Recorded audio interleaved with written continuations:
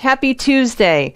This is Charlene O'Hanlon. Welcome to another episode of TechStrong TV. Today is Tuesday, April 13th, and we have a fantastic lineup of interviews on today's broadcast.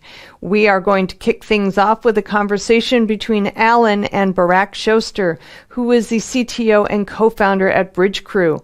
You know, Bridgecrew is now part of Palo Alto Networks, and so Barak talks to us about Chekhov 2.0, which is an open source security project, and his life as part of Palo Alto Networks. It's a great conversation, and it really kind of does speak to the direction cybersecurity is headed in general. So interesting conversation there. After that, Alan speaks with Jen Miller Osborne, who is the director of Unit 42 at Palo Alto Networks, and she talks about some of the latest information on COVID-19 themed phishing attacks. Jen has been a font of information related to some of the hackers and hacking activities during COVID, and so she just gives us the latest in what they're seeing over there at Unit 42. It's a fascinating conversation. Jen always has lots of interesting things to share with us, so definitely a fascinating conversation, one worth watching. After that, Alan speaks with Patrick Conte, who is the Chief Commercial Officer at Opsani. And Opsani is doing some really cool stuff. They are delivering eye-popping results that seem auto-magical. So Alan and Patrick talk about what is making possible such great results for Opsani's customers. It is an interesting conversation about what Opsani is up to, and if you are an Opsani customer, you definitely want to check this out, even if you're not. Great stuff the company is doing these days. After that, we have part 2 of 3 of our Haunted Hacker podcast. Mike Jones is speaking with Mike Curnow, who is the CEO of Defiant Networks. He is also a CSIS and InfoSec Jedi Master, and he considers himself a professional outsider and loyal dissenter. They always have great conversations at Haunted Hacker, and this is no exception, so definitely one worth checking out. And yet we did run part 1 on yesterday's broadcast, so you might want to check back on that one if you're just joining us for the week, but definitely a great conversation, as always. Then after that, we have another of our recurring DevOps Unbound series. This one is called Unburdening, or it's on Unburdening Developers. And, you know, we all know, especially over the last year or so, developers have been tasked with pretty much anything happening related to, application development in general, from, shifting security left to even changing the colors on a mobile application. So developers are having to do so much more. How do we allow that to happen and at the pace we need it to without completely burning out the developers themselves? So we talk about how can we accommodate designed with ensuring that developers still love their job and still want to do it at the end of the day. So it's a great conversation.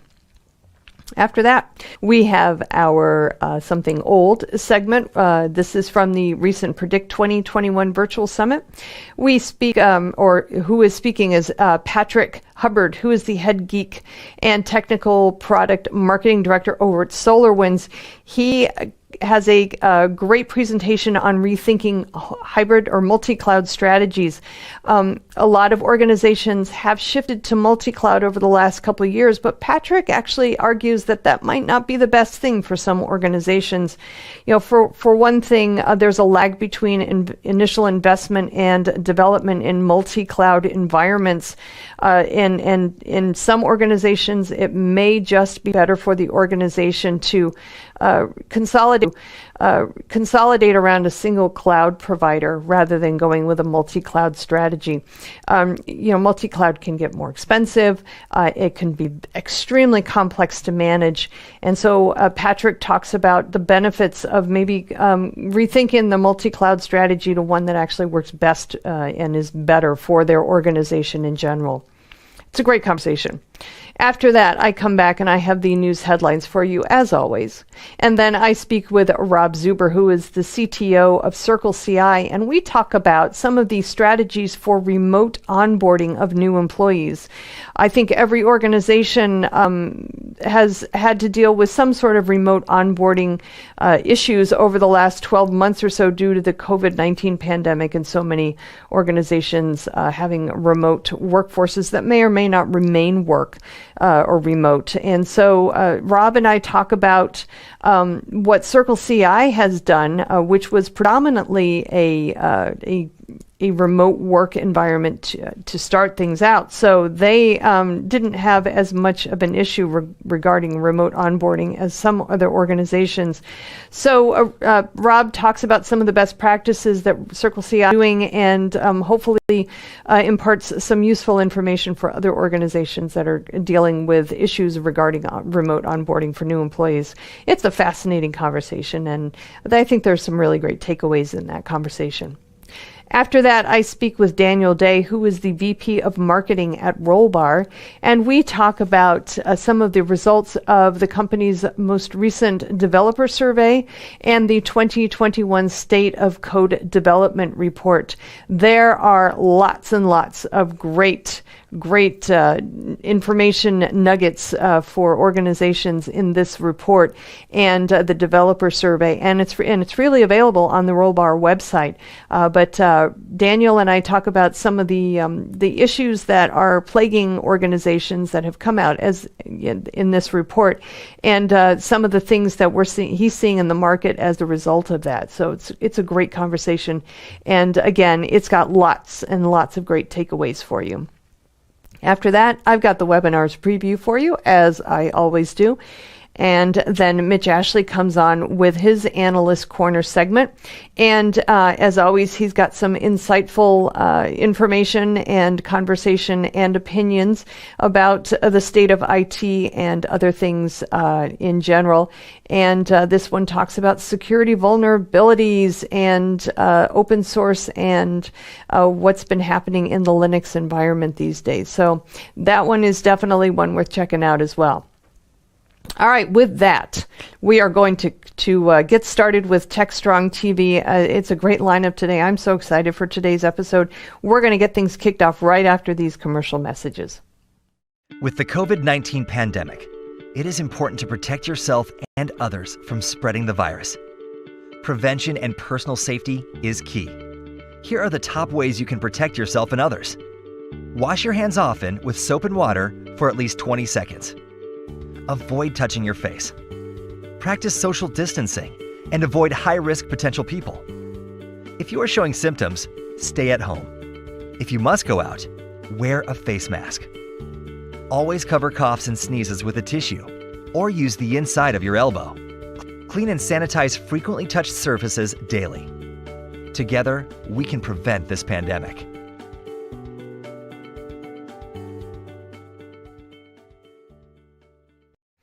All right, welcome back. Kicking off today's conversations, Alan speaks with Barak Schuster, who is the CTO and co-founder of Bridge Crew. They talk about Bridge Crew now being a part of Palo Alto and the Checkoff 2.0 open source security project and Bridge Crew's life as part of Palo Alto Network. So great conversation. Let's give it a listen. This is Digital Anarchist. Hey everyone, thanks for joining us here on another segment for TechStrong TV. My guest this segment is Barak Schuster. Barak is the CTO co-founder of Bridge Crew, which many of you probably already know was acquired by Palo Alto Networks.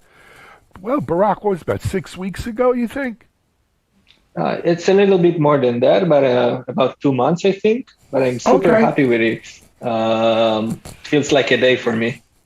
Well, yeah, so I've bought and sold I've founded companies that, we were acquired, and I've acquired companies as part of companies I've helped found. And, it's kind of like the boat. They say the best 2 days of owning a boat is the day you buy it and the day you sell it. There's something to be said, except when you sell your company, it is it's kind of like putting your baby, it's your baby, especially as a co-founder. You know this, right? This is something you breathed life into every day. And you watched it grow, and you watched it do great. And it's great that someone would write a check, and in this case, a rather large check, right, for the business. But it's still like, your baby going off to college or getting married or leaving the house, right? And there is some of that. The good news is you get to stay on, though. You're still CTO at Bridge Group.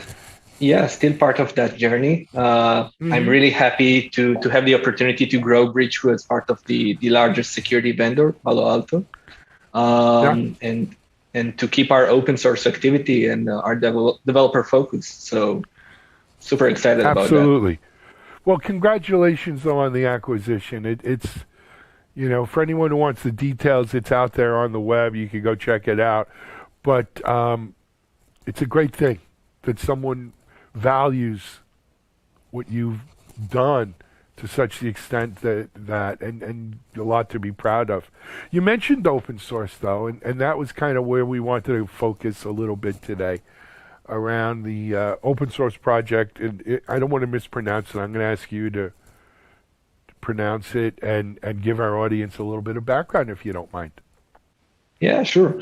So Bridgecrew is a developer-focused platform that helps DevOps, SREs, infrastructure engineer to secure their cloud environment throughout the entire CI/CD pipeline, from IDE to a runtime running environment. And a portion of our product, of our SaaS product, is actually an open source tool that is highly used. It was released on December 2019 and had over than 1,300,000 downloads on its first year, and had a lot of cool contributors from every cool cloud native company you can think of, contributing best practices of how to develop infrastructure as code the right way. So Chekhov is a static analysis tool for infrastructure as code manifests, things like Terraform, CloudFormation, Kubernetes, serverless, and other frameworks. And if you have it installed at the open source version, you can run it as a CLI, VS Code extension, or pre-commit hook, or part of your CI/CD pipeline, and have this experience of a security advocate that helps you along the way to analyze where you've done good job on your cloud configuration and when you've done some job that you need to fix. Excellent. So now talk to us. A new version. Let's hear all about it. So we are actually releasing these days Chekhov 2.0. So we've taken off the power of the community that already had on 1x 500 and something policies, rules of best practices based on compliance benchmarks like CIS, NIST, SOC 2. And we've added to it additional 250 new policies, and also the ability to analyze Docker files. And the most exciting news, for me at least, is that we've introduced graph theory into policy as code. So Chekhov as a policy as code engine on the first version could have done an attribute analysis of each and every resource in the cloud. But resources in the cloud can actually be described as a graph of relationships, where graph is actually a data structure that models the relationship between the cloud infrastructure resources. And the cloud infrastructure can be thought as relationship between compute resources, for example, and network resources, and the access control resources, and so on. So we've taken the model that infrastructure as code frameworks such as Terraform have built of directed acyclic graphs that model relationship between resources for provisioning purposes. And we've taken the same concept for policies, where you can actually write a policy that will explore whether there is a connection between a compute resource to a network access control list to a security group, and verify some attributes about it. For example, what are all of the public EC2's instances? And you don't need to provision those resources to analyze that query. You can actually do it only based on code, which is exciting because you can have complex queries being answered while you code in sub-seconds. Love it. We've been lately, I would say in the last month, we've probably done 4 or 5, maybe more interviews around graph databases, graphing relationship-based stuff. And it really is, for our audience out here, if you're not familiar with this technology, it's so powerful. It really promises to change the way we look at our data, and then not only how we look at our data, but the way we do analysis of these relationships, and then use that to take actionable intelligence to, whether it be policy enforcement or other things. It really gives us a new look at data relationships and allows us to do some things based upon what we see that we quite frankly have not been able to do, with the way we were storing and using data previously.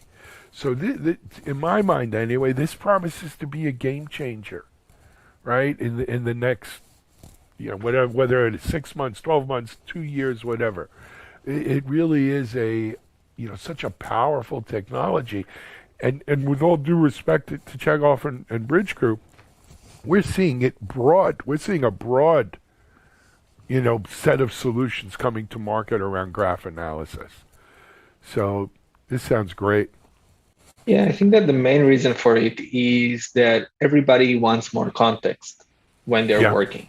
So as a developer and as part of the DevSecOps movement, you have so many moving parts when you want to develop in the cloud and you want to secure the cloud. And to really help you understand what you should do next and what's the best place to fix something or configure something, you need to understand the relationship and the context that this relationship gives you as an engineer to do a modification in the cloud. And those, I can understand why a lot of users find themselves with that need, because when you design a cloud environment and you have a conversation with your peers of what's going to talk with what and how and when, it's actually a relationship description of your data center in the cloud. Absolutely. And so in your case here, right, it's a very specific use for the graph analysis technology within DevSecOps and security. But, use cases across the spectrum here. Let me ask a little bit. So, of course, now you're part of Palo Alto. Palo Alto is a company that has traditionally been a big supporter of open source projects in the past. How is this helping as we roll out version 2.0 of Chekhov? So within Bridge Crew, we have a great community of contributors that have helped us to grow from on the initial version of Chekhov, 40 policies to 500. And we ask ourselves, how should the next set of best practices, or what best practices we want to answer on next? And when talking with a lot of engineers on cloud native companies, we understood that the reality is complex, and the thing that they wanted us to help with as a core team of maintainers of that open source project is to have that infrastructure of graph analysis.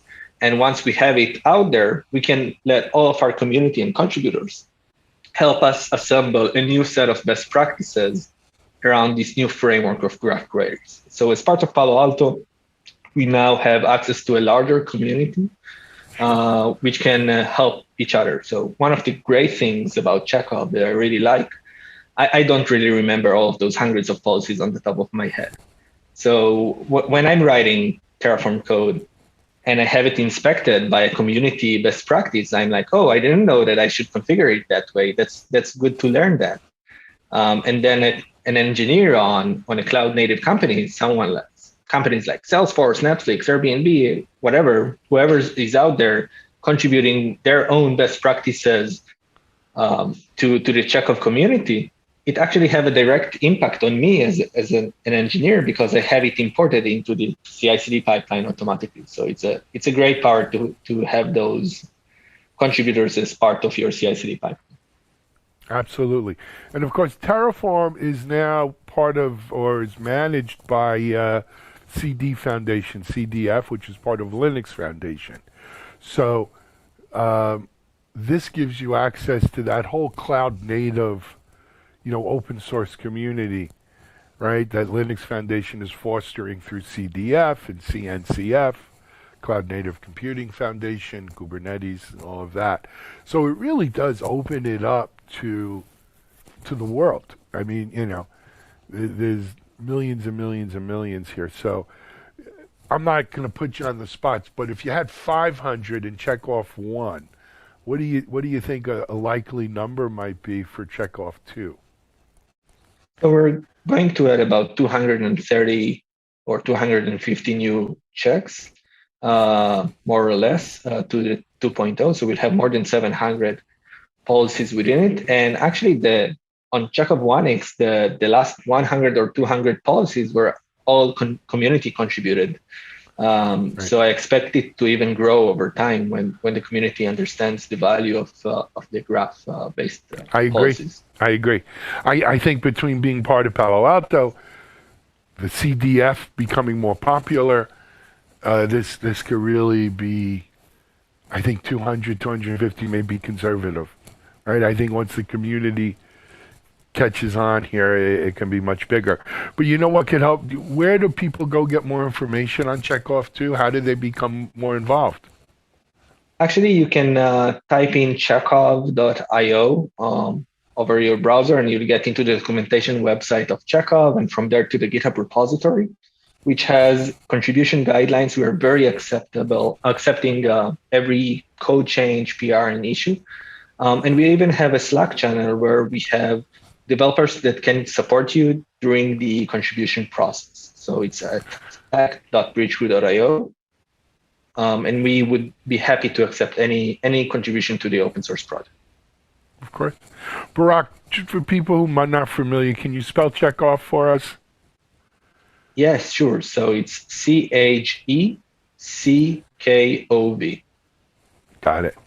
More like the Russian writer than check off with double F or something. So I want to make sure people don't get confused with that. Or the Star Trek or Mr. Chekhov, exactly. If you're a fan.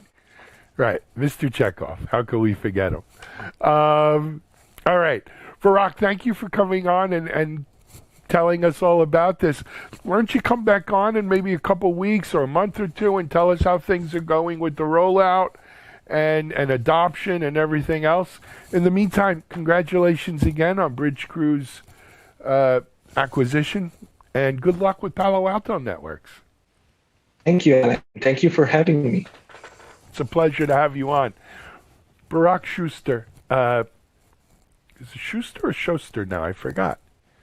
How do you pronounce it, Barak? It's Schuster. Schuster. Schuster's with a U. Barak, thanks for being on with us on TechStrong TV today. We're going to take a break, and we'll be right back with our next guest.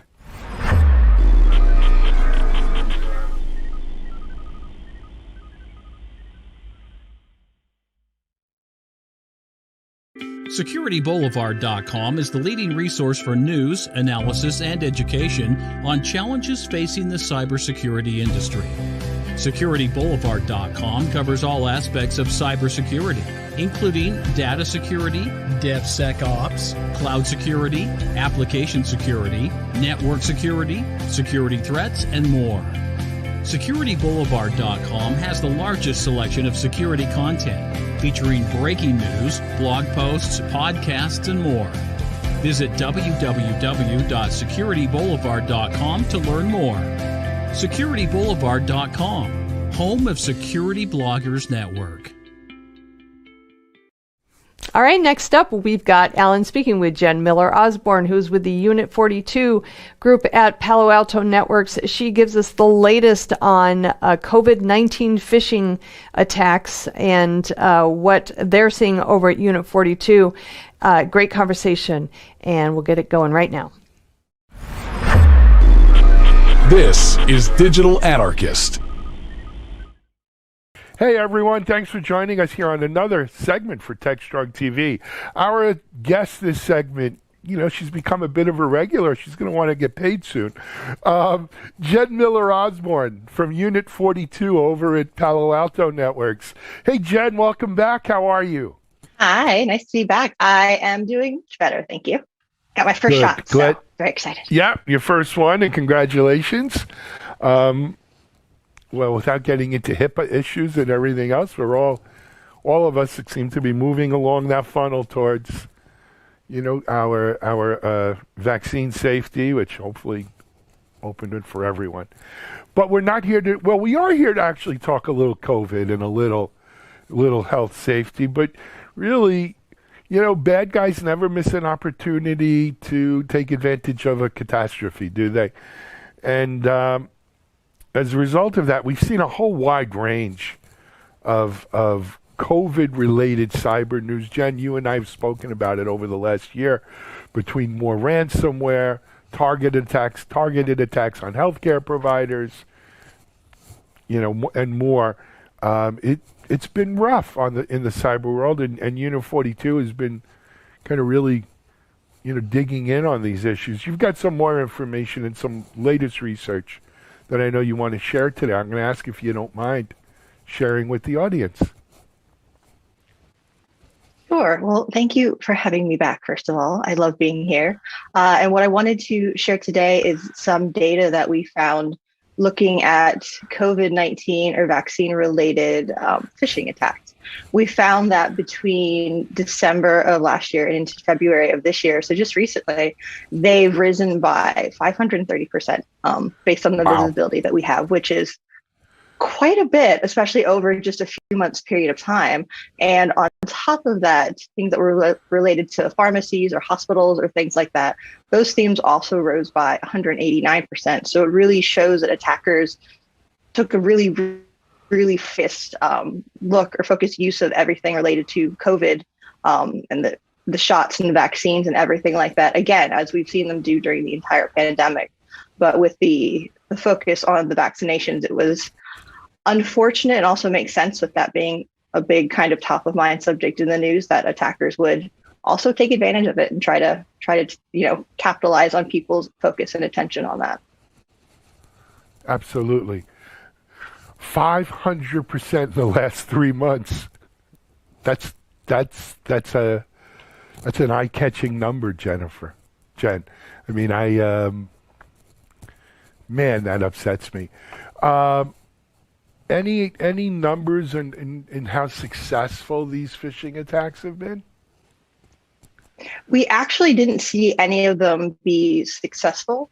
That's great. And that's kind of one of the reasons we wanted to also highlight this, was to just make sure there's an awareness of the crazy uptick in attackers going after these particular themes and these particular industries, because it is just so much more critical now, even more than ever, that we don't have issues and kind of attacks aren't successful, but it highlights that the attackers are trying to take advantage of what's in the news and people's anxiety to get their credentials and then use them or sell them, or they don't want them for any good reasons, that's for sure. I agree. So are you saying that you guys didn't measure whether they were successful, or you just didn't see any successful? We didn't see any that were successful. The ones that we were monitoring weren't successful. I think people are getting a lot better about being aware and being more cautious, when they're getting these kind of phishing emails where it's taking advantage of things that are top of mind. And that's why as well, we wanted to highlight the attackers continuing to use them and ramp up at it, to continue with that level of awareness, within the community, that this is still very much an ongoing and a hot topic. So continue to be careful when things like this come in, when suspicious looking emails come in, when the websites don't look quite right from what they should for your credentials, just stay on top of your game. Makes sense. I'm still not clear with the 500%. Jen, so when you say they're targeting healthcare providers, is this U.S. only, worldwide, specific sectors in healthcare? What more can you tell us there? It's worldwide, anything within healthcare. We saw a bit more of a focus here around some of the pharmacies and unfortunate, but that's also a trend that we've seen throughout the year, throughout the pandemic, as these organizations are critical, and attackers also recognize that they are critical and use that in an effort to try to make money off of it, essentially. Of course. Any particular themes in the phishing, like subjects or kind of vectors that they're using that people should be on the lookout for, especially our audience who are involved in healthcare? It's a mix from Laura's referencing some data you might be coming in expecting about vaccines or vaccine schedules, rollouts, things like that. But then it's also, in some cases, a focus on organizations. So credential harvesting against a large pharmacy, essentially, where they're looking for employee credentials to get into the network. So it was really anything from utilizing the theming against non-healthcare related organizations to specifically targeting healthcare, either with the themes or just healthcare, kind of in general for credential harvesting to go after those. Got it. You know, it really is despicable what these folks do. It's bums me out to no end about this stuff. For people who want to dig in, Jen, can they go to the website and grab a report here? Is there any kind of documentation they could use to get smart about it? Absolutely. As with all of our research, it is published on our website, which is long. It is unit42.paloaltonetworks.com. Just Google Unit 42. We should be one of the first hits. We are not the TV show. We are the threat intelligence organization. Today, you could always do a TV show. We could talk about that. But, awesome. Yeah, just what we, look, you're on here regularly enough anyway. We might as well. But that being said, that's great. That you guys are on top of it. Of course, it's terrible that we have to live with such craziness from people who would take advantage of such heartache and humanity, and it's like and if you don't know, or if you don't want to say, don't, but any idea where this stuff's originating from? No, we don't really have any idea. It's incredibly common. So when we look at these and some of the kind of examples we gave, you'll see hundreds or thousands of pages like this set up and taken down every day, are targeting global, like organizations globally. So it's really something people should be aware of and pay attention to when they go to site, to ensure that it is the correct one to be logging into, because this is such a focus for attackers across the spectrum, from people with criminal intent all the way through people who have like espionage intent. Right.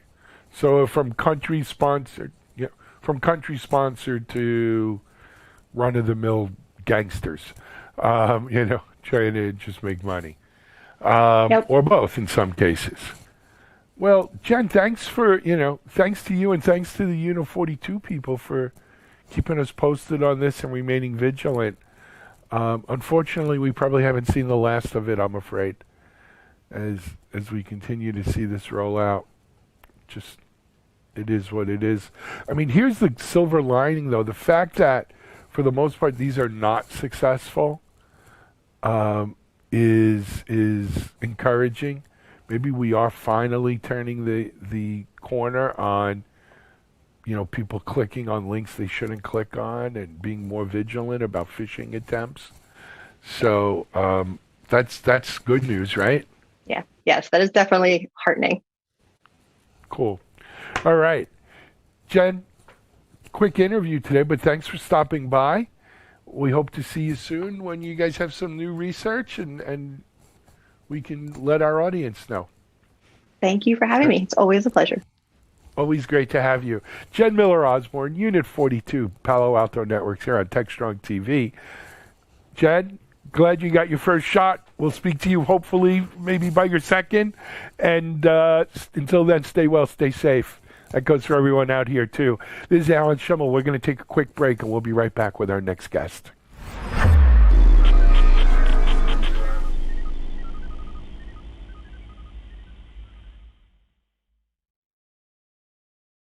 ContainerJournal.com is the leading online destination for centralized computing-related content. ContainerJournal.com covers all aspects of software containers, from container management, data management for containers, container security, networking for containers, to the entire container ecosystem, Kubernetes, microservices, serverless, and more. ContainerJournal.com has the largest selection of container-related news, featuring breaking news, blog posts, podcasts, and more. Visit www.containerjournal.com to learn more. ContainerJournal.com is operated by MediaOps Inc., the team behind DevOps.com, Digital Anarchist, SecurityBoulevard.com, DevOps Connect, and DevOpsDozen.com. All right, next up, Patrick Conte speaks with Alan. Patrick is the Chief Commercial Officer at Opsani. Opsani is delivering some interesting eye-popping results that seem auto-magical. So Patrick and Alan talk about what's been happening with Opsani, why they've had such great success so far, and what's in store for them in the future. So let's give it a listen. This is Digital Anarchist. Hey everyone, thanks for joining us here on another segment for TechStrong TV. My guest this segment is an old friend, well he's not old, but he's a friend of mine for many, many years. Pat Conte from Opsani. Pat, how are you, man? Good to see you. Yeah, great to see you too. And neither of us has aged too badly, Alan, I don't think. No, considering it's been at least that's 20-something years, and we'll leave it at that. You still have hair, though. I don't know how you do it. Well, it's there. Good for you, man. Anyway, Pat, let's talk a little bit Opsani. We've covered Opsani a bunch here around MediaOps, whether it be on DevOps.com or Cloud Container Journal and so forth. But there are folks out here who don't maybe know Opsani. Why don't we start? Maybe give me a quick kind of elevator story on the Opsani story. Yeah, so what we do, Alan, is we've built a machine learning platform for continuously tuning all of the key parameters of cloud applications. And so what that means is that, we do everything that the SRE would do, but we do it, what an army of SREs would do if they had the time to do it. But we do it at machine speed.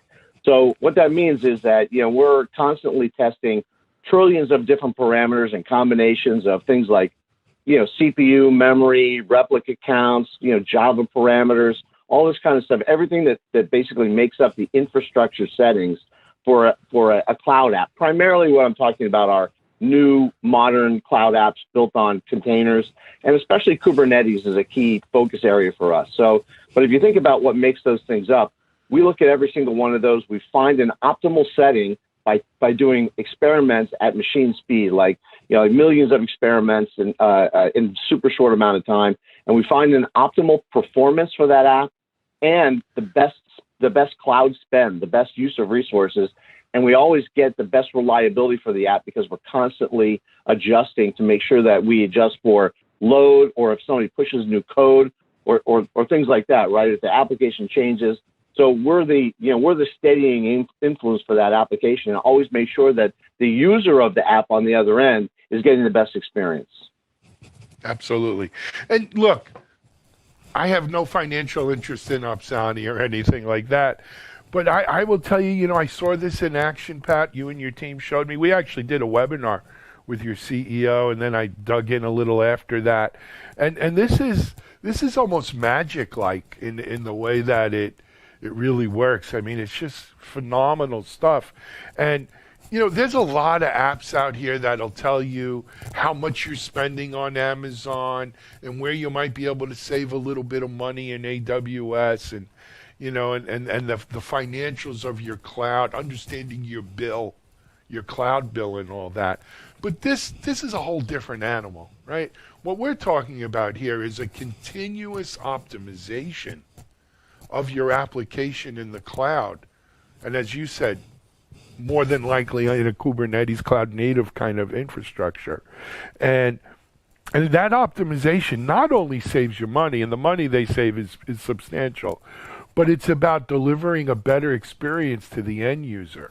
So when you look at the metrics I'm sorry to be doing your spiel here for you, Pat. But when you look at the metrics You're doing great. of what, when you look at the metrics of what this improves, right, beyond efficiency and spend, efficiency and deliverability, better deliverability, faster, right, all in a continuous automated fashion.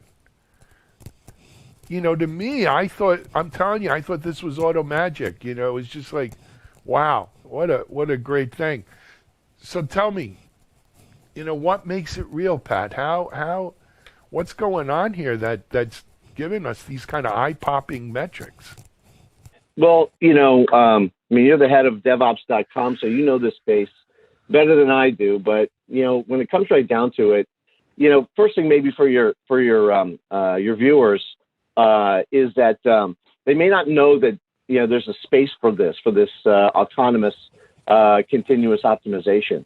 But if you think about the application optimization space, there is a space, right? And on one end of it are the APMs, and they've been around for a long time. And they do a great job of dissecting and, you know, connecting up services and letting you know what's out there. And if ports go down and, you know, different kinds of flows, you know, go out of balance, they can tell you that something's happened, right? They're monitors, right? And so they're a part of the spectrum. And then in the middle of the spectrum, there are older optimizers, things that look at, you know, how much you're spending.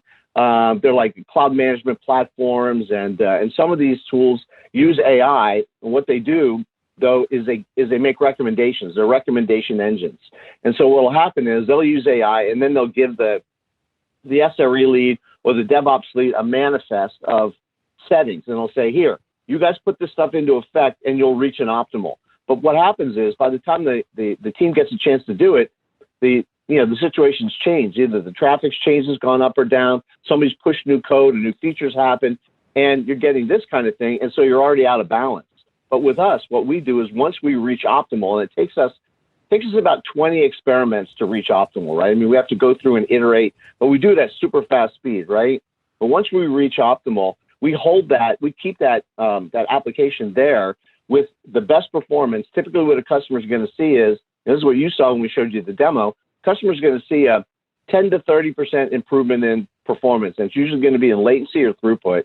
He's going to see a 30 to 50% drop in his cloud spend. No matter what he's negotiated with AWS or Microsoft or Google, we're going to give him back 50% below that because we're constantly right-sizing the infrastructure for the performance SLO, right? And the third thing he's going to see, and you mentioned it a minute ago, the third thing he's going to see is a much more stable application environment. What that allows him to do is actually get more code out as much as 5 times faster. And we've seen this from our customers. We've seen recovery of 5,000 minutes of downtime. We've seen reduction in pager duty almost to 0. So we can actually put into metrics how much more reliable we're making these applications. So those 3 things, that's sort of the 3 points of the pyramid, right? But everything's balanced on that customer experience, which is the best reliability. Absolutely. And let me make another thing clear, Pat. I want to touch with you. You know, historically, every time we see automation coming in, people get a little fritzy about their job security, right? No, this isn't meant to eliminate SRE jobs. There's no shortage of SRE job openings in the world, right? SRE is probably one of the hottest areas in the market. What this tool can be is the SRE's best friend, right? Because it gives them the ability not only to automate and continue what's one aspect of the many different jobs they perform as an SRE, but it also gives them that insight into what it's doing and why it did it that really makes the SRE sound smarter than they are even, right? They're the heroes here when they could show these kind of eye-popping improvements. Yeah, so, you know, you and I both know that in the DevOps culture that we're all involved in now and that's really the norm, the objective is to get code out fast, right? I mean, companies need new applications and new features to connect with their users. And so to do that, they've got to have stuff that allows them to get code out fast. So we actually can plug in the test phase and we can do an optimization of the practices coming through tests. So we can actually make the product right size before it even gets into the SREs. So we can work with the DevOps guys in the test phase, and then when they push the stuff over to the SREs, by the time the SREs are pushing out to production, that thing is optimized already, and essentially they're already seeing the benefits of the better performance and the better, the better cost and the better reliability of the application. But since the objective is to get stuff through the pipe faster, we're allowing them to get the stuff through the pipe faster and with better reliability. And so it is really the SRE's best friend. And they should be working on code. When everything is said and done, their job is to get more stuff out, and that's what we help them do. Well, one of the interesting things, Pat, and you and I are both, no fooling around. We've been in this business a while now, both of us.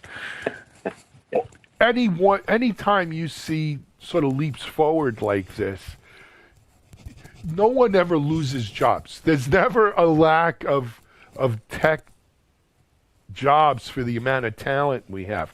Right? We heard it with DevOps, it was going to be the end of QA. It's not the end of QA. Testing's bigger and better than ever, even with all the continuous automated testing we do. Same thing here, right? I think what we'll see, I don't know when, whether it be 6 months, 12 months, 2 years, is that this kind of service, this kind of continuous automation of optimization becomes the norm. Like you wouldn't deploy without having done this and without having it on your system. It becomes kind of the standard operating procedure. I think you're right, and certainly we believe that, Alan. And as I was saying, the spectrum of solutions starts with APM, and then you've got these older optimizers. We're the only ones right now that are doing it fully autonomously, meaning that once the team presses the go button, we are always optimizing and we're always promoting into production. But we never make them have to do an automatic promotion to production. We always give them the option. If they want to push the button once they see optimal, then they can do that. But usually what happens is these teams have so much to do, right? And sometimes we're managing thousands of applications. They don't have time to be looking at everything. So Agreed. Once they see what we're doing, they see that we're doing what they would be doing if they had the time to do it.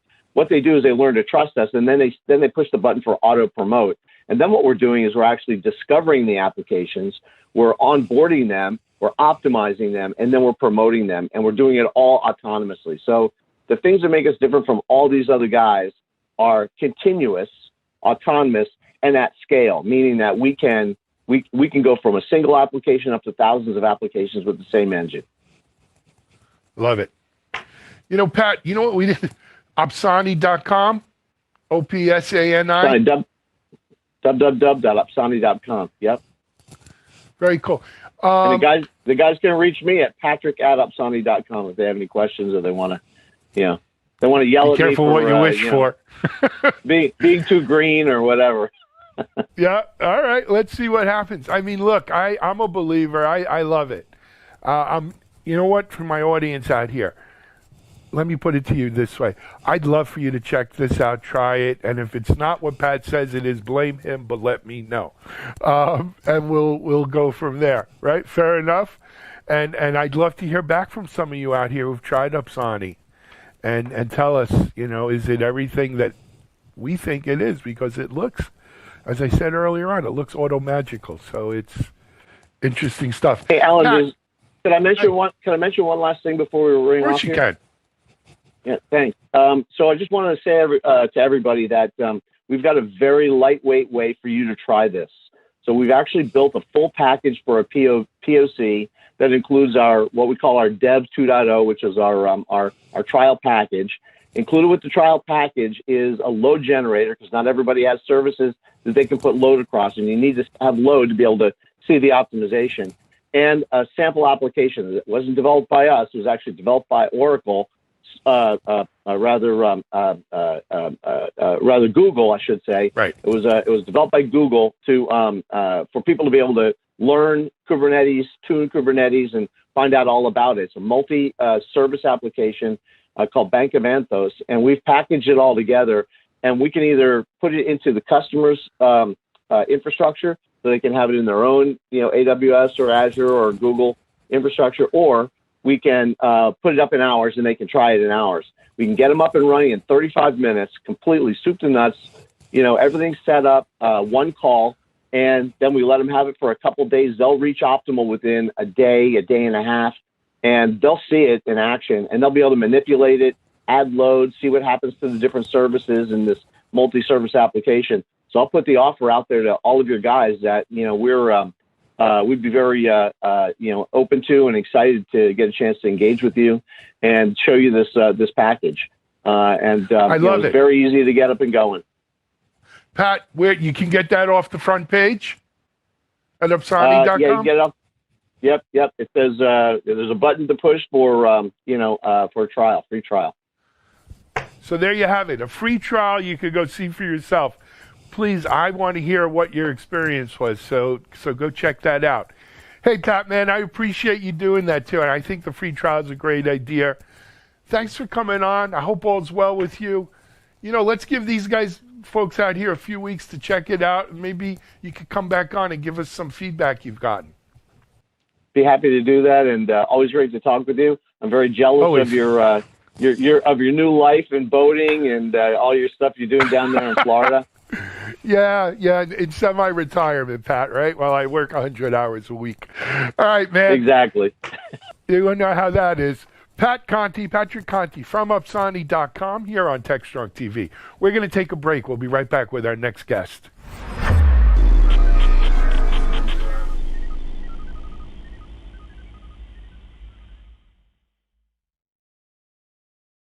DevOps.com is the #1 online destination for DevOps education and community building. DevOps.com covers all aspects of DevOps, including DevOps best practices and tools, DevOps culture, DevSecOps, business impact, continuous testing, continuous delivery, and more. DevOps.com has the largest collection of original DevOps content, featuring breaking news, blog posts, podcasts, and more. Visit www.devops.com to learn more. DevOps.com, where the world meets DevOps.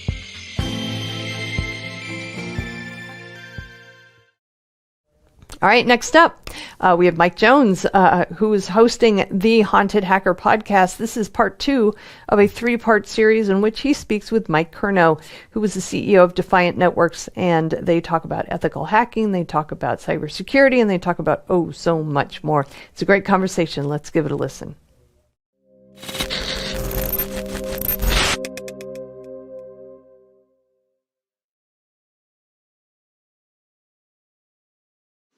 So, but you see that in a lot of industries. Yeah, for sure. Like some, like on the automotive side, you might see if there's some kind of flaw with like an old vehicle. It's like, well, is it more expensive to recall the vehicles and fix it, or is it more expensive to pay the fine? And then the business decision is whatever is less money. Yeah. And you see that in a lot of industries too, not just automotive. Automotive's actually been doing a lot better on the security side, but for sure, it's a bit more fresh in my head. So I'm just using that as an example. Yeah. It's actually pretty funny because the UN has a good few compliances and standards that they say you need to adhere to. But then America and Canada, they're like, nah, man, fuck it, free market. We got our own shit. Yeah. And so, but what happens is because like if you're an OEM or a supplier and you want to have your equipment or vehicle or equipment in the vehicle on European roads, you have to apply to these things. You have to adhere to these things. So even if let's say that I'm an American automaker and I want my vehicles to be on Europe, I say Europe because the differentiation between Europe, EU, UK, Britain, all that stuff is still a bit of a kind of like a geographical mindfuck to me, just because different times. Yeah. I watch a few podcasts from guys in Britain, and that's all I know. I know that, and I know Boris Johnson. But anyways, if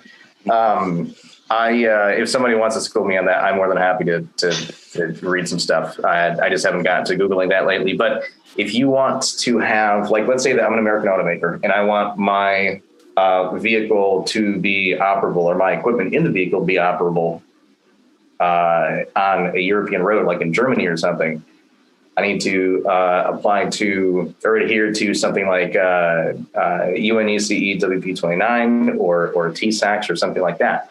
So even though you might be an American or a Canadian OEM, I don't know if there's any Canadian OEMs. I'm just kind of speaking, broad here. Right.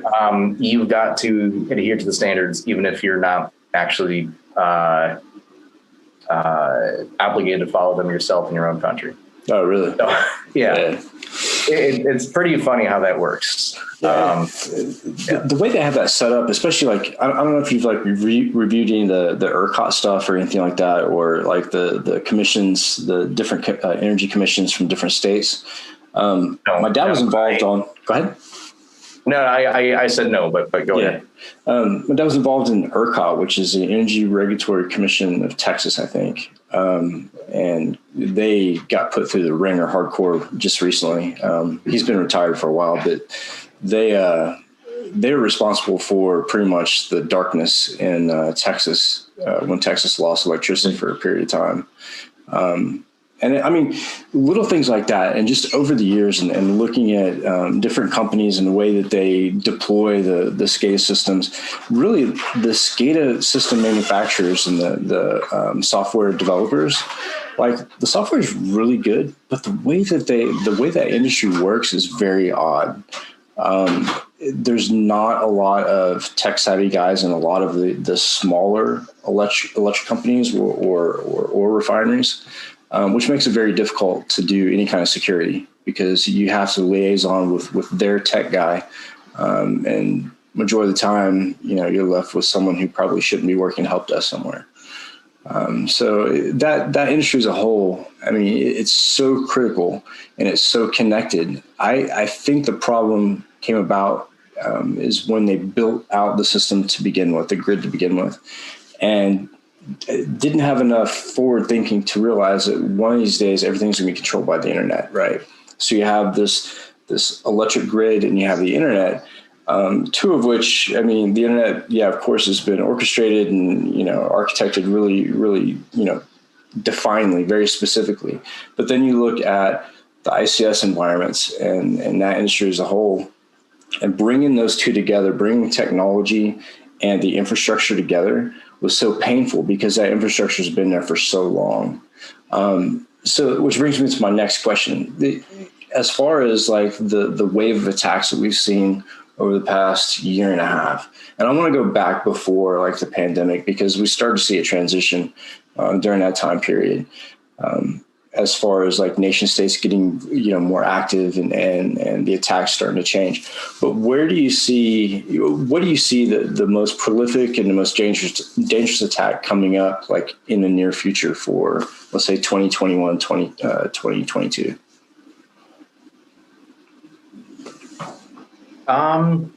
So the one thing that scares me a lot, and I'm surprised that we haven't heard more about this. So right now we're in the fourth industrial revolution, right? Mm-hmm.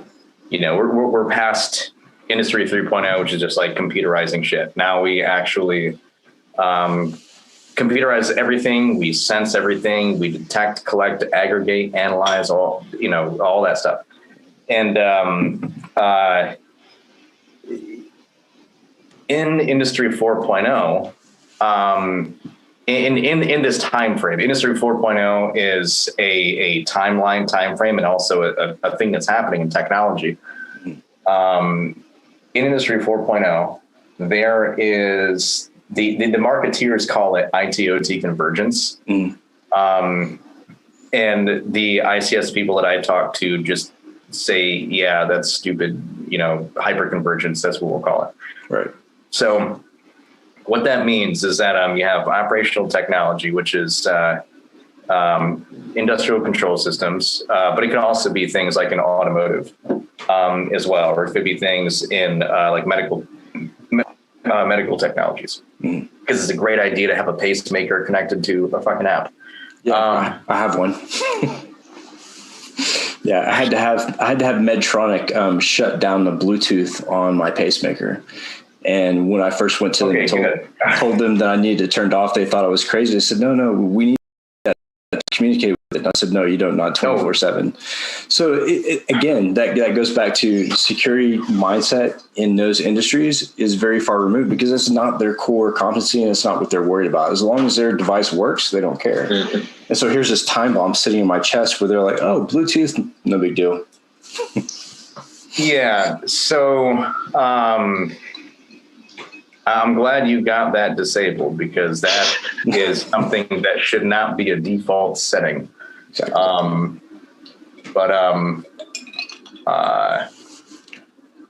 Yeah. So, I'll go back to my point. Then I have a whole slew of shit on medical devices too. Oh, yeah. Yeah, so in Industry 4.0, you have all this hyper-convergence or IT-OT convergence, as the marketeers say, and it's really just the connectivity between operational technology, or really cyber-physical technology, any technology that has a cyber interaction that turns into a real-world reaction in the 3D physical space.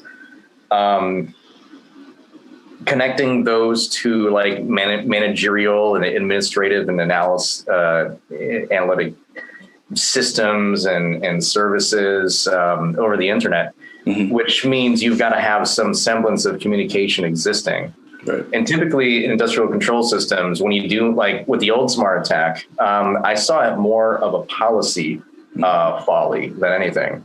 Just because like it's actually not that irregular to have people like your maintainers or engineers will remote into something and then work from there. And those timelines are very strict and very rigid, very controlled. It's like, okay, every, third Tuesday of every month that begins with a consonant at 3:37 to 5 a.m. we'll do something like that. Something that's stupid, ridiculous, right? Yeah, very obscure, very not easy to predict.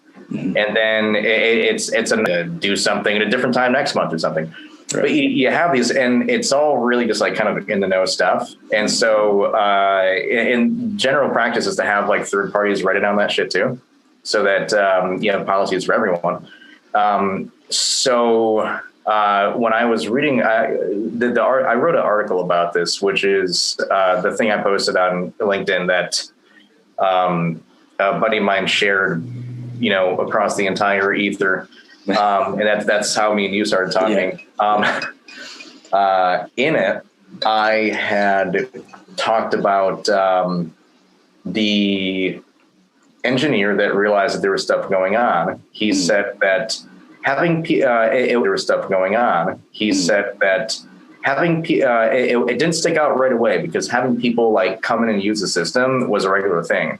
Like, all right, red flag right there. Okay, shit's open all the time. Shouldn't be open. Okay, cool. So I got that, and I keep reading. And for me, the fact that you have, I guess going back to the original question without going too far into the rabbit hole I'm about to dig here, that I'm trying to keep myself from digging too much, is the thing that scares me, that I'm surprised hasn't happened yet, is you have industrial control systems, you have PLCs, you have SCADA systems, you have I've even found photovoltaic control systems at like colleges and stuff that power a whole wing of their campus on solar, right open on the internet. That stuff is open so that you can talk to it, so that you can have something hook in, grab shit, come back, you got on a dashboard. For me, the scariest thing, I don't want to call it a prediction, but it's something that I've been working to prevent for the past few years now, is compromise at a large scale of the systems exposed to the internet. Yeah. I am going to say the number, over the past few years, like I've hit Shodan up many times. Mm-hmm. And when I go on Shodan and I just look at Modbus, port 502. Right. Early 2019, like when I gave my first talk, like my first don't put your shit on the internet talk, it was at like 23,000 or some stupid number. Now it's at 6,000. Well, I maybe checked a few months ago. It might be less or might be more. But no, technically it's actually up to like 13,000, but something else uses port 502 now as like a standard port. So you have to be a little bit more surgical with the messages or the search queries on Shodan. But anyways, for me, the scariest thing is just that there'll be a kind of widespread mass compromise of internet exposed devices. And these devices, whether they're SCADA services or servers, or whether they're, God forbid, a PLC on the internet. Yeah. Just because you can network it in a way that you can access it remotely. You can write pretty easy, broad code to just DOS these things easy. Oh, yeah. Like I think I did a recent test for something that I won't name.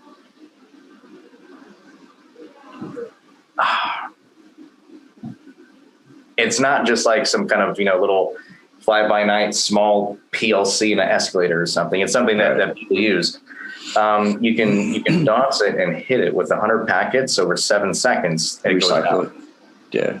Yeah. So like my fear is that these things are connected to something that will just cause everything to go down.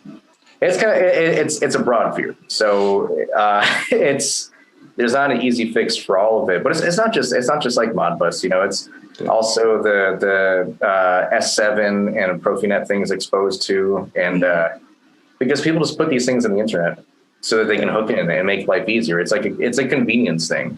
Well, I've even seen people put stuff in a DMZ and put it in the DMZ because they couldn't get the individual port forwarding to work properly. So they made that device the DMZ device. Well, I can hit it, so it must work now. Yeah, right. but all the other services are out there hanging out too. It's like, some of these people really should be architecting networks. One thing that I find really interesting is the different types of devices sitting out on the internet, like you spoke about, and going to Shodan and looking at the results from the queries. Another thing I like to do too, and they've made it so easy. Developers have to take advantage of the entire internet. When they came out with mass scan, mass scan is really noisy and probably not the best thing to do, best thing to run when doing like a pen test or whatever. But I used to do it. I used to use mass scan and scan whole country blocks, like entire countries. And let's say for like different things that are exposed to surveillance systems were key, because over in some of these foreign countries, they would throw all these surveillance cameras up and not change the passwords. As long as they're connected and they got the console inside the palace or inside the embassy, then they were good. So here's all these like really sensitive cameras sitting out everywhere. But that's another thing when it comes to that industry as well. Like let's take the power grid, for example. Those guys that work on the lines are leathernecks, right? They're rough guys. And the guys who work dispatch and who have to have some sort of technical knowledge are normally the guys who get moved up from being a lineman and they move into a desk job and become a dispatcher. So they still don't have that technical knowledge, but because they put the time in, then they get moved up to a more sensitive spot, right? But while I was working at that company, and this is a decent sized electric company, not once I see them have some sort of technology training seminar or internet or anything like that. Nothing that would give them, that would benefit them in helping secure their network. And I don't think that goes on a lot with those companies. Yeah, the corporate side of it, absolutely. Like the big buildings in downtown Houston and Fort Worth, they're doing cybersecurity drills and testing every once in a while. But when you look at the guys out in the field, and that's where the real data and the real sensitivity is out in the field at those PLCs that control those pumps and to report that data. And I think what really got me like excited about SCADA was when I went out to DHS and did my red team, blue team or like kind of drill or competition out in Idaho.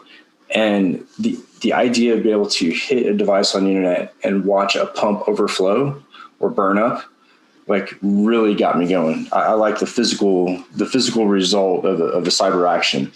And I think we're going to see a lot more of that. But I think as far as like the future goes, my thought is as far as like SCADA and ICS and IoT, I mean, everything that comes out now, like the new Alexa, and now they have video for the Alexa that can go into your bedroom and stuff like that. You got a hook into Alexa that you can access from a fucking smart toilet. Yeah. And they even have they have an in-map module for Alexa now too. So what I'm trying to do is I'm trying to develop some code to where not running in-map, but taking those results from in-map and being able to somehow get Metasploit onto Alexa and actually exploit from Alexa. I think if I can get to that point, it could be one of those mass compromise deals, because if you hit one Alexa, why can't you hit the rest of them? Mm-hmm. There's going to be ways to do it. And especially like when you look at Shodan, I did a talk for Hertfordshire Police Department over in the UK not too long ago. And before the talk, I did a real quick query on how many Chromecast devices were available on the internet. And there was over 7,000 Chromecast devices that were just ready to go. And so I showed them the exploit, and how to take advantage of Chromecast. But I think the IoT and SCADA is going to be huge, because as far as nation states go, they've been inside our critical infrastructure for a very long time. And what's your opinion on that, Mike, as far as like nation state and ICS and that stuff goes? I knew that this was going to be asked at some point because people ask me this all the time. Like, oh, was this Russia? Was this China? I'm like, okay, so you got an IP address, right? It's definitely not that fucking country. Yeah. And so the way that you make those decisions, oh, by the way, now I'm drinking Golden Monkey by Victory, which is a 9.5% beer that does not taste like it, and it is fucking dangerous. Is that an IPA? It is a Belgian style triple ale with added spice. Nice. That sounds really good. It's a 9.5 that scares the shit out of me because you don't feel it until you're doing something important. Yeah, like a podcast. Yeah. Well, I mean, the way I'm looking at it though is like this is more of like just a hangout session where like exactly. I got to the bar early and I just drank while waiting for you guys to come. Yeah, that's the whole purpose of this podcast too. Like I've had people ask me, what's the podcast about? And a lot of these podcasts, they do like vendor specific stuff and they try to sell you something. I'm like, no, man, we sit around and drink a beer and chit chat and talk about real shit. That's what it should be. I forgot. I'm actually supposed to be hawking a shit ton of services at you guys now. I put on the Defiant hat to match the shirt here. Nice. No, I'm just kidding. I'm not going to do that. Yeah. No, go ahead. Like I totally dig like this small startup culture because I came from that. So this is a great place for people with startups and with small companies that are just starting out. Man, plug that shit. That's what we're here for. We want to help the people that are just getting into the industry or companies that are just starting. So I don't think it's very easy to tell where an attack comes from. And I feel that when you have a lot of people that just read articles that say this, it's, oh shit. What is it? It's the, I think you can Google this to make sure I'm right. The Gelman amnesia effect. It's like everybody has their own things. They're kind of like an expert, or they have their own acumen. And like if I were to read an article that says I don't know shit. like I like exercising and going to the gym. So if I read an article that said you should take creatine before you go to bed, I'd be like, fuck no. Why would you do that? Right. But then I read another article the next page. It's like, I don't know, something weird. That's beneficial for you. Yeah, like you just read something that you don't know and you go, oh, I didn't know that, And so I think a lot of people have that with the security side. Like it's interesting to a lot of people. It's interesting to a lot of people, but they don't really know a lot about it. So they go, Russia, of course. Yeah. Duh, Putin. Yeah. I don't think that's always the case. I think these are just kind of like, well, it's the media. It's the media as well. I think the media plays a huge part in vilifying different countries. The media tells you, I'm going to sound like a conspiracy theorist, but the media tells you what to think. Yeah, exactly. There's no conspiracy in that. I know that because, like being PSYOP where I was, like we were the deciders that decided what you saw and what you what you thought, what you consumed, everything. And the game, it's PSYOP with American characteristics, American media characteristics, I should say. But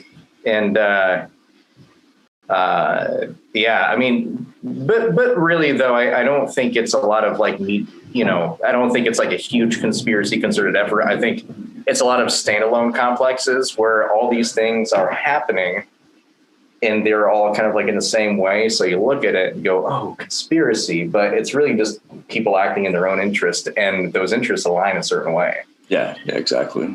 And a lot of those people have predetermined plans too, as far as like end goal or whatever. Yeah.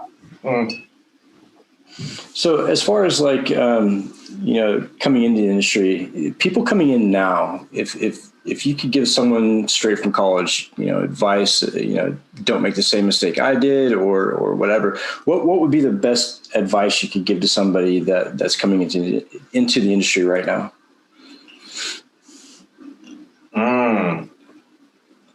Yeah, I would say, I've talked to a lot of people that are trying to get in, and I think like something I said earlier, I give I say terrible advice because the way I got in was like such a weird, unconventional way. I have these people coming at me with certificates and degrees. They're like, what should I do? I'm like, well, I don't fucking know. Like, what interests you? If you can say, I want to hack stuff, or if you want to say, I want to find stuff, right? Like, okay, I can work with you. I can kind of like help you do the navigation dance, right? But I think a lot of people think there's a very direct, straight route in. And I don't, maybe you're going to have outliers that just go, I just got my degree and went right to fucking Cisco or AT&T or whatever, right? And if you could do that, awesome. Like really awesome, because I had to do a shit ton of work, and knowing that somebody was able to get in without having to do that, normally that would be irksome because like, well, they didn't have to do that shit. But I'm actually proud of that because it means that in some way we've gotten to a point where we can inject people right in the industry. Yeah. But don't expect anything just because you have, especially college age people coming out of school and whatnot. Yeah. Not to pick on them, but it's going to sound like I am. Don't feel that there's any kind of entitlement that's owed to you because you have it. You've got to be very humble. When you try and get into security, you're going to be real close to stuff right in front of here. But it's like Dave Chappelle said, you're too close to the elephant.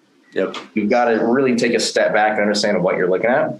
And as a student or myself, when I was coming in, that was really hard to do because for me, it was just like, bam, pen testing. That's all there is, right? Yep. But really, like once I got in, it's like I look at security. I don't like saying the security industry because I don't really care much about the industry. I just, care about the future generations being safer.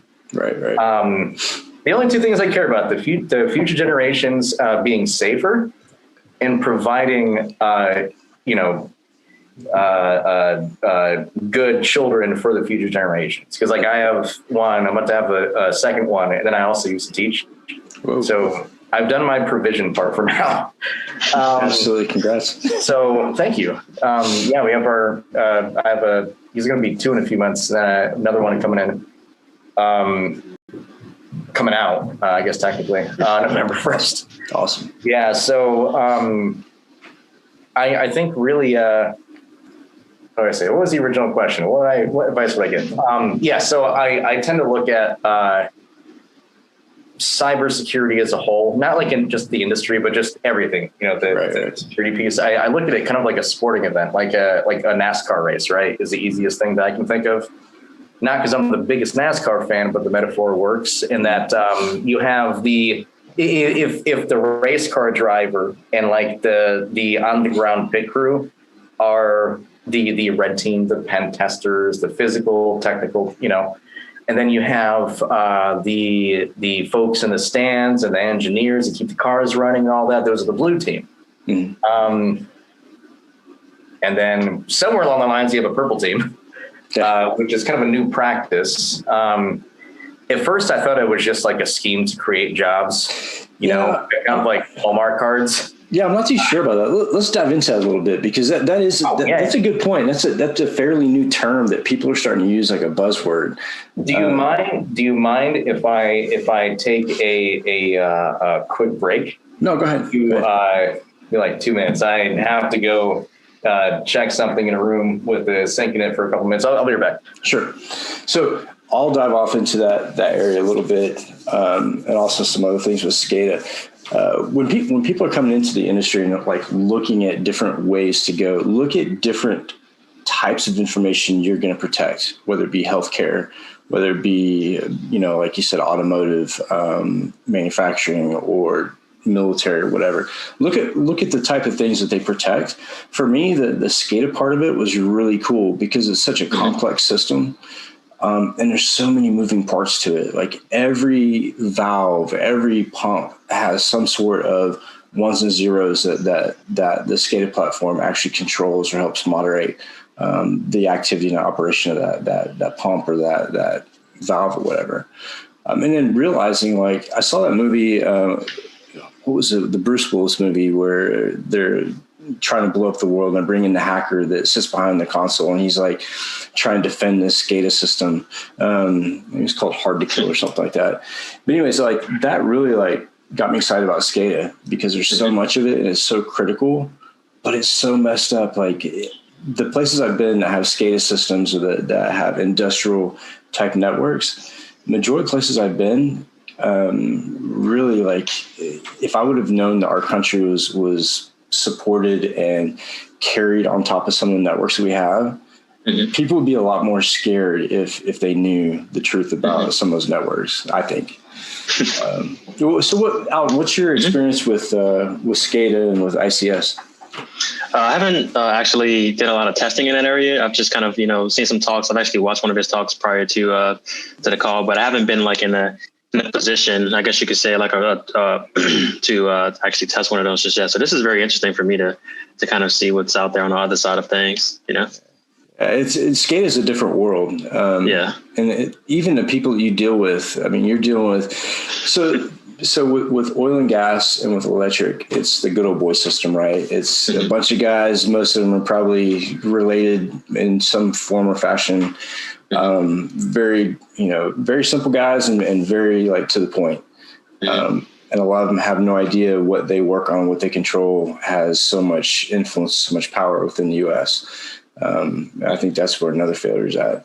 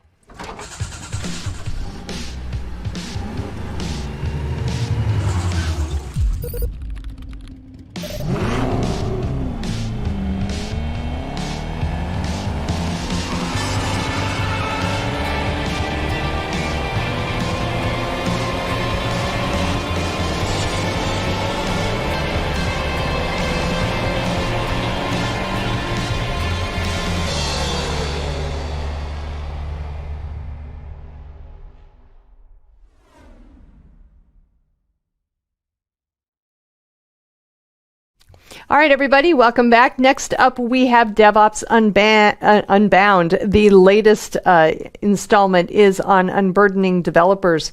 And this is a great conversation. They talk about how organizations can keep up with the pace of application development and all of the changes that organizations are needing without unduly burdening their developers and causing burnout. And this is a great conversation, and I'm sure it's quite relevant for so many organizations out there. So let's get right to it.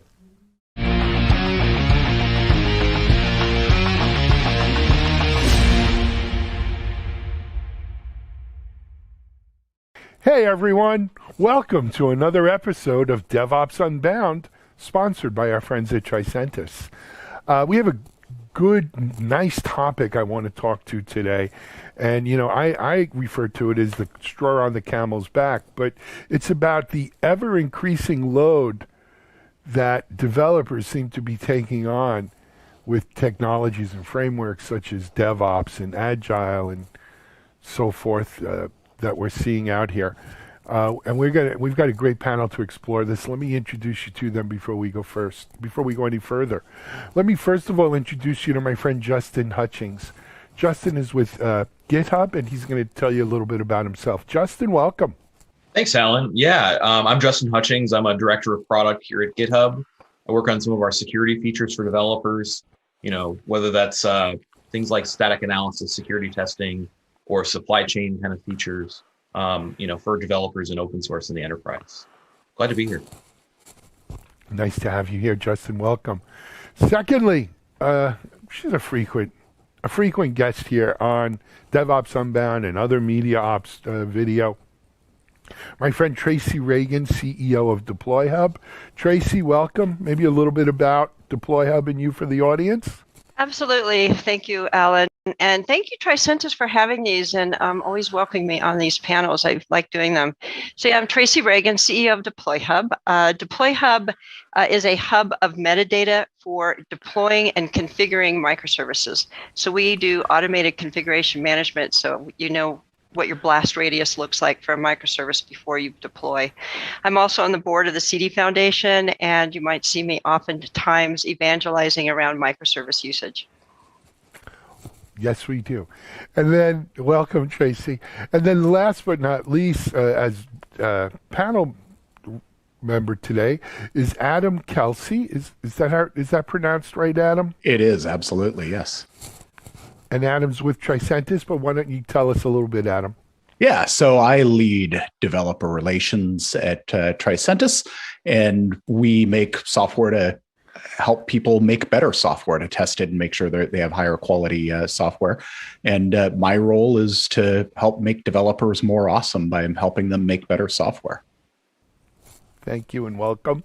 And then last but certainly not least is my co-host for DevOps Unbound, Mitch Ashley, CEO of Accelerated Strategies Group, CTO here at MediaOps. Mitchell, welcome. Great to have you on. Always good to be here, and having been part of many development teams, I'm excited to talk about this great topic. Great. Let's dive into it, guys. You know, when I started DevOps.com about 8 years ago, there was this constant push and pull. Was DevOps too developer-centric? It was all about the developers, the ops said. This DevOps thing, it's all about the developers. We're not getting our fair share. And you spoke to developers, and it was, you know what, DevOps is too ops-centric. It's not about the ops. It can't be everything ops. It's got to be about developers. And so there was this, you know, friction about what was it too developer-centric or not.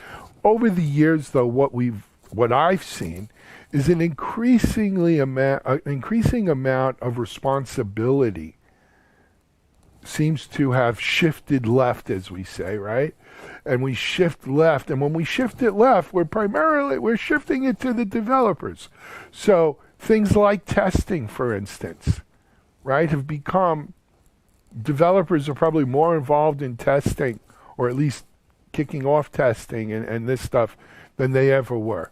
Security, certainly the whole rise of the DevSecOps movement has been about shifting security left. And in fact, many of the most successful security companies in the DevSecOps space have become successful by making security tools for developers. We're making testing tools for developers. We're making tools to look at your blast radius for services for developers. Developers are deploying, right, as part of their DevOps focus. When is enough? When do we break the developers back? Not to mention that the developers are the highest paid people in the food chain, right? So by giving them everything, are we giving them nothing, right? Are we stunting their productivity? Adam, being that you're the new guy here, and you actually are in charge of developer relations at Tricentis, we're going to ask you to kick it off. Are we putting too much on the backs of our developers?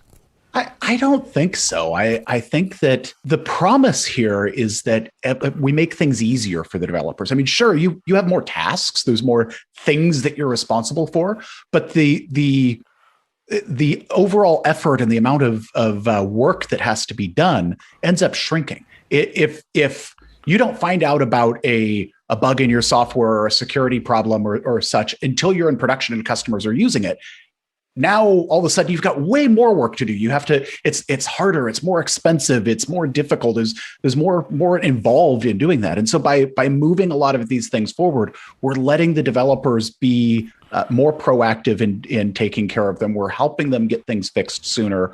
We're reducing the amount of toil that developers have to do. Yes, there's more upfront work, but that long-term toil starts to fade away and disappear. Fair enough. I don't know if I don't know if I've ever heard someone say developers are, it's making it easier or less for them. Justin, what do you think? I've talked to a lot of companies that are at the early stages of their DevOps transformation. And I think one of the most common mistakes that these companies make is they fail to recognize that adopting DevOps requires both technical changes as well as cultural changes. You can't just get rid of the testers and say engineering owns test and expect the same velocity. You've got to build out the infrastructure to support that. You have to do the training. And you also have to recognize your throughput is going to be less while you're paying down that sort of debt on, getting that infrastructure and getting the automation and getting all of those things.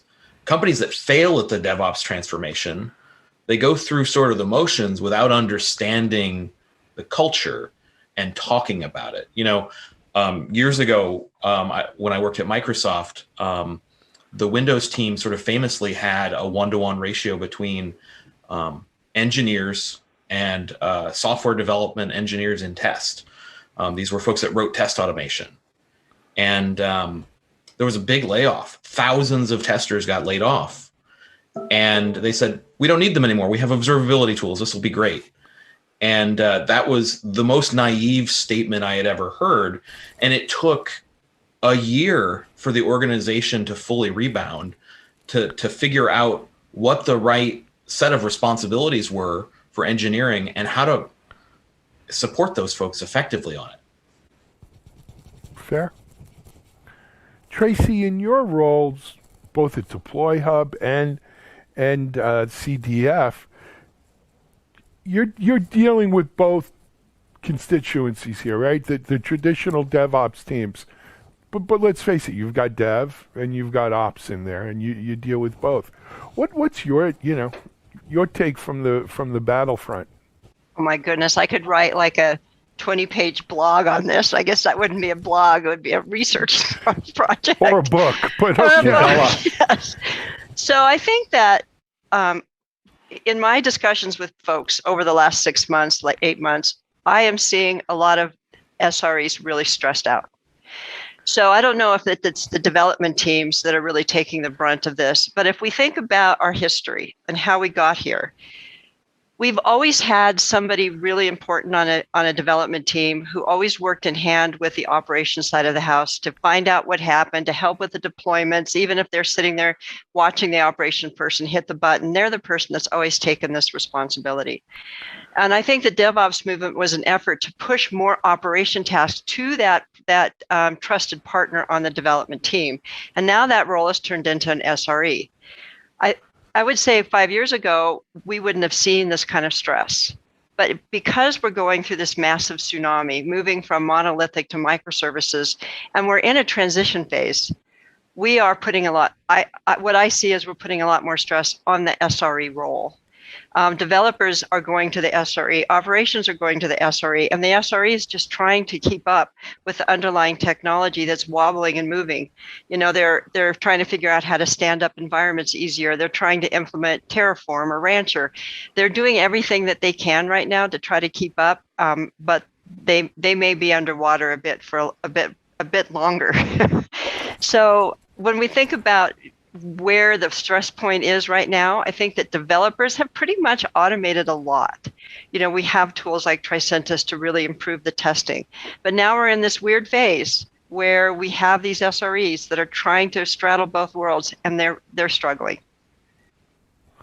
Justin, you're in your role there. And guys, I don't mean to call. If you want to say something, feel free to obviously jump on. But Justin, I'm wondering, GitHub has sort of a unique view with this. We've been trying to push folks towards more automation, more DevOps, DevSecOps with all the security features we have. Again, I think culture's the key. I look at anytime you have an unfunded mandate, it's going to fail. A lot of times organizations will say we're going to microservices, or they'll say we're going to adopt all these security tools. And then they don't think about how that actually gets done. And they don't recognize the sort of pain and training and all the things that have to happen to get folks there. And I think there's been a lot of advancement here.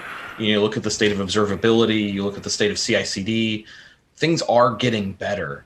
But I think, we in the industry that sort of work in this space sometimes paint such a rosy picture that our customers aren't prepared for, the hardness of the journey that lies in front of them when they're looking at how do I get to the magical garden of DevSecOps. And the magical garden is there, but it is not a free entry, Justin, to what you're saying, I think along with culture, part of it is a role change that's happening across the whole organization, right? A couple of things are happening. We're doing not just automation that the developers are doing, clearly SREs, other test automation, infrastructure as code.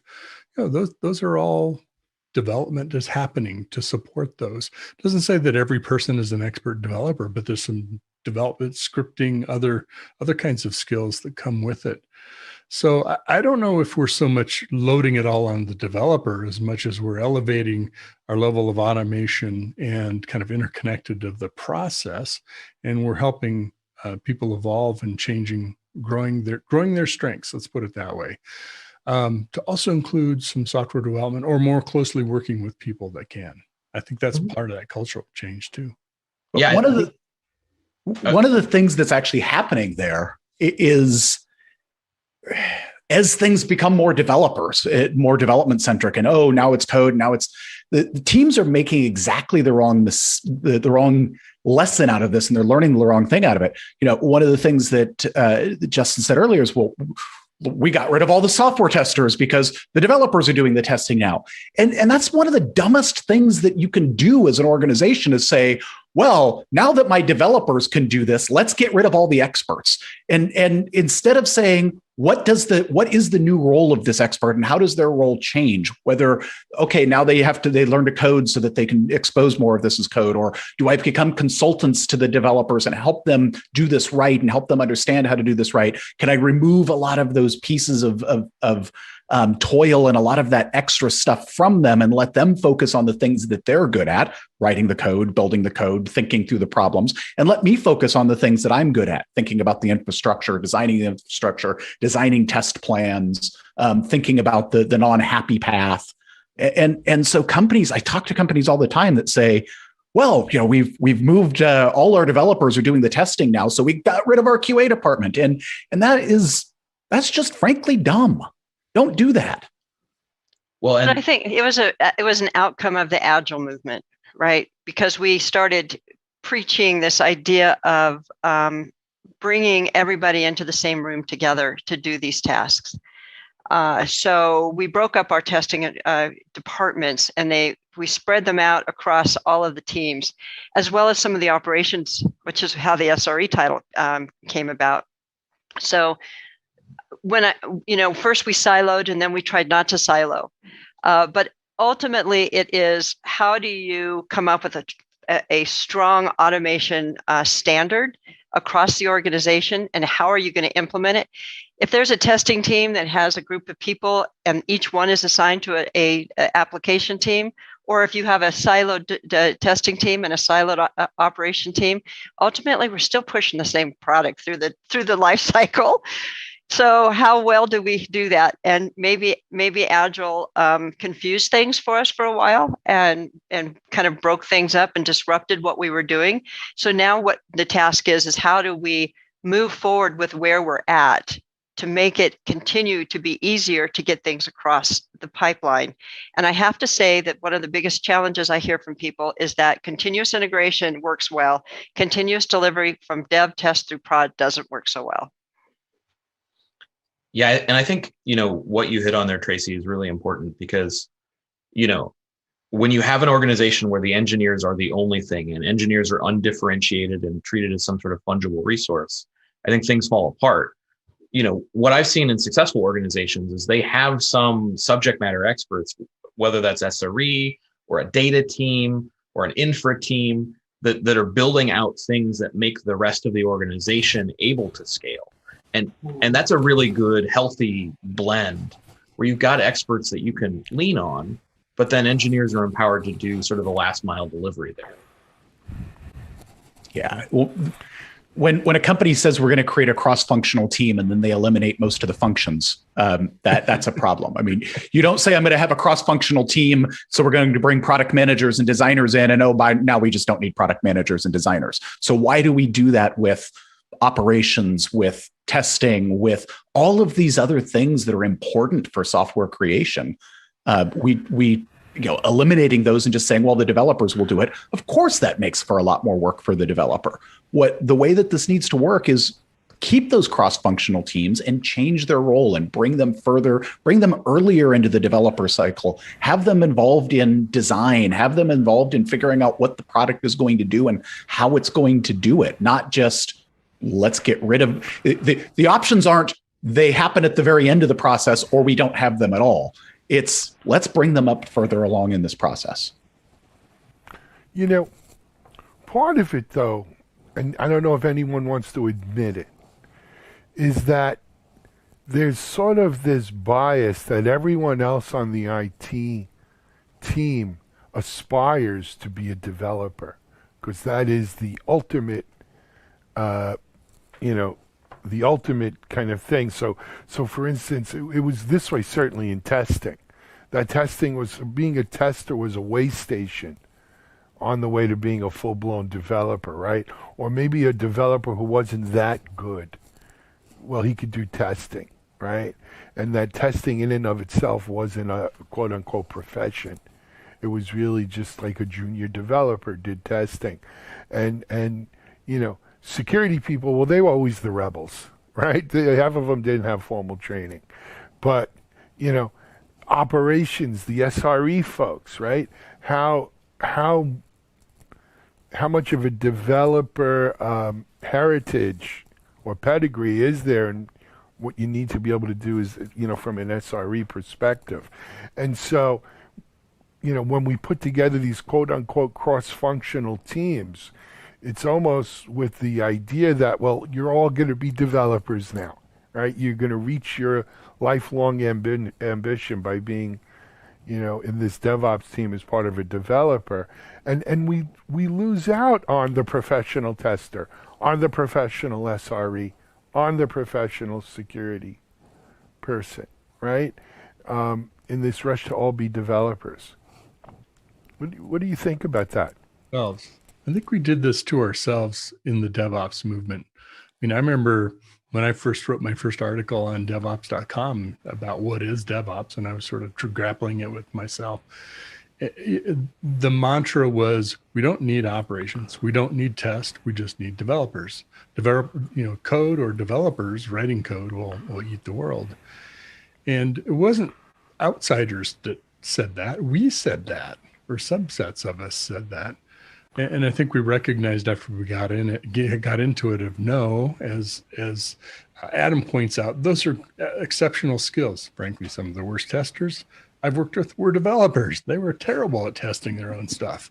They were great developers, right? But some of it is elevating maybe too much the role of the developer to be the rock star, the beyond the platform, if you will. And there are fantastic developers. I don't mean there aren't.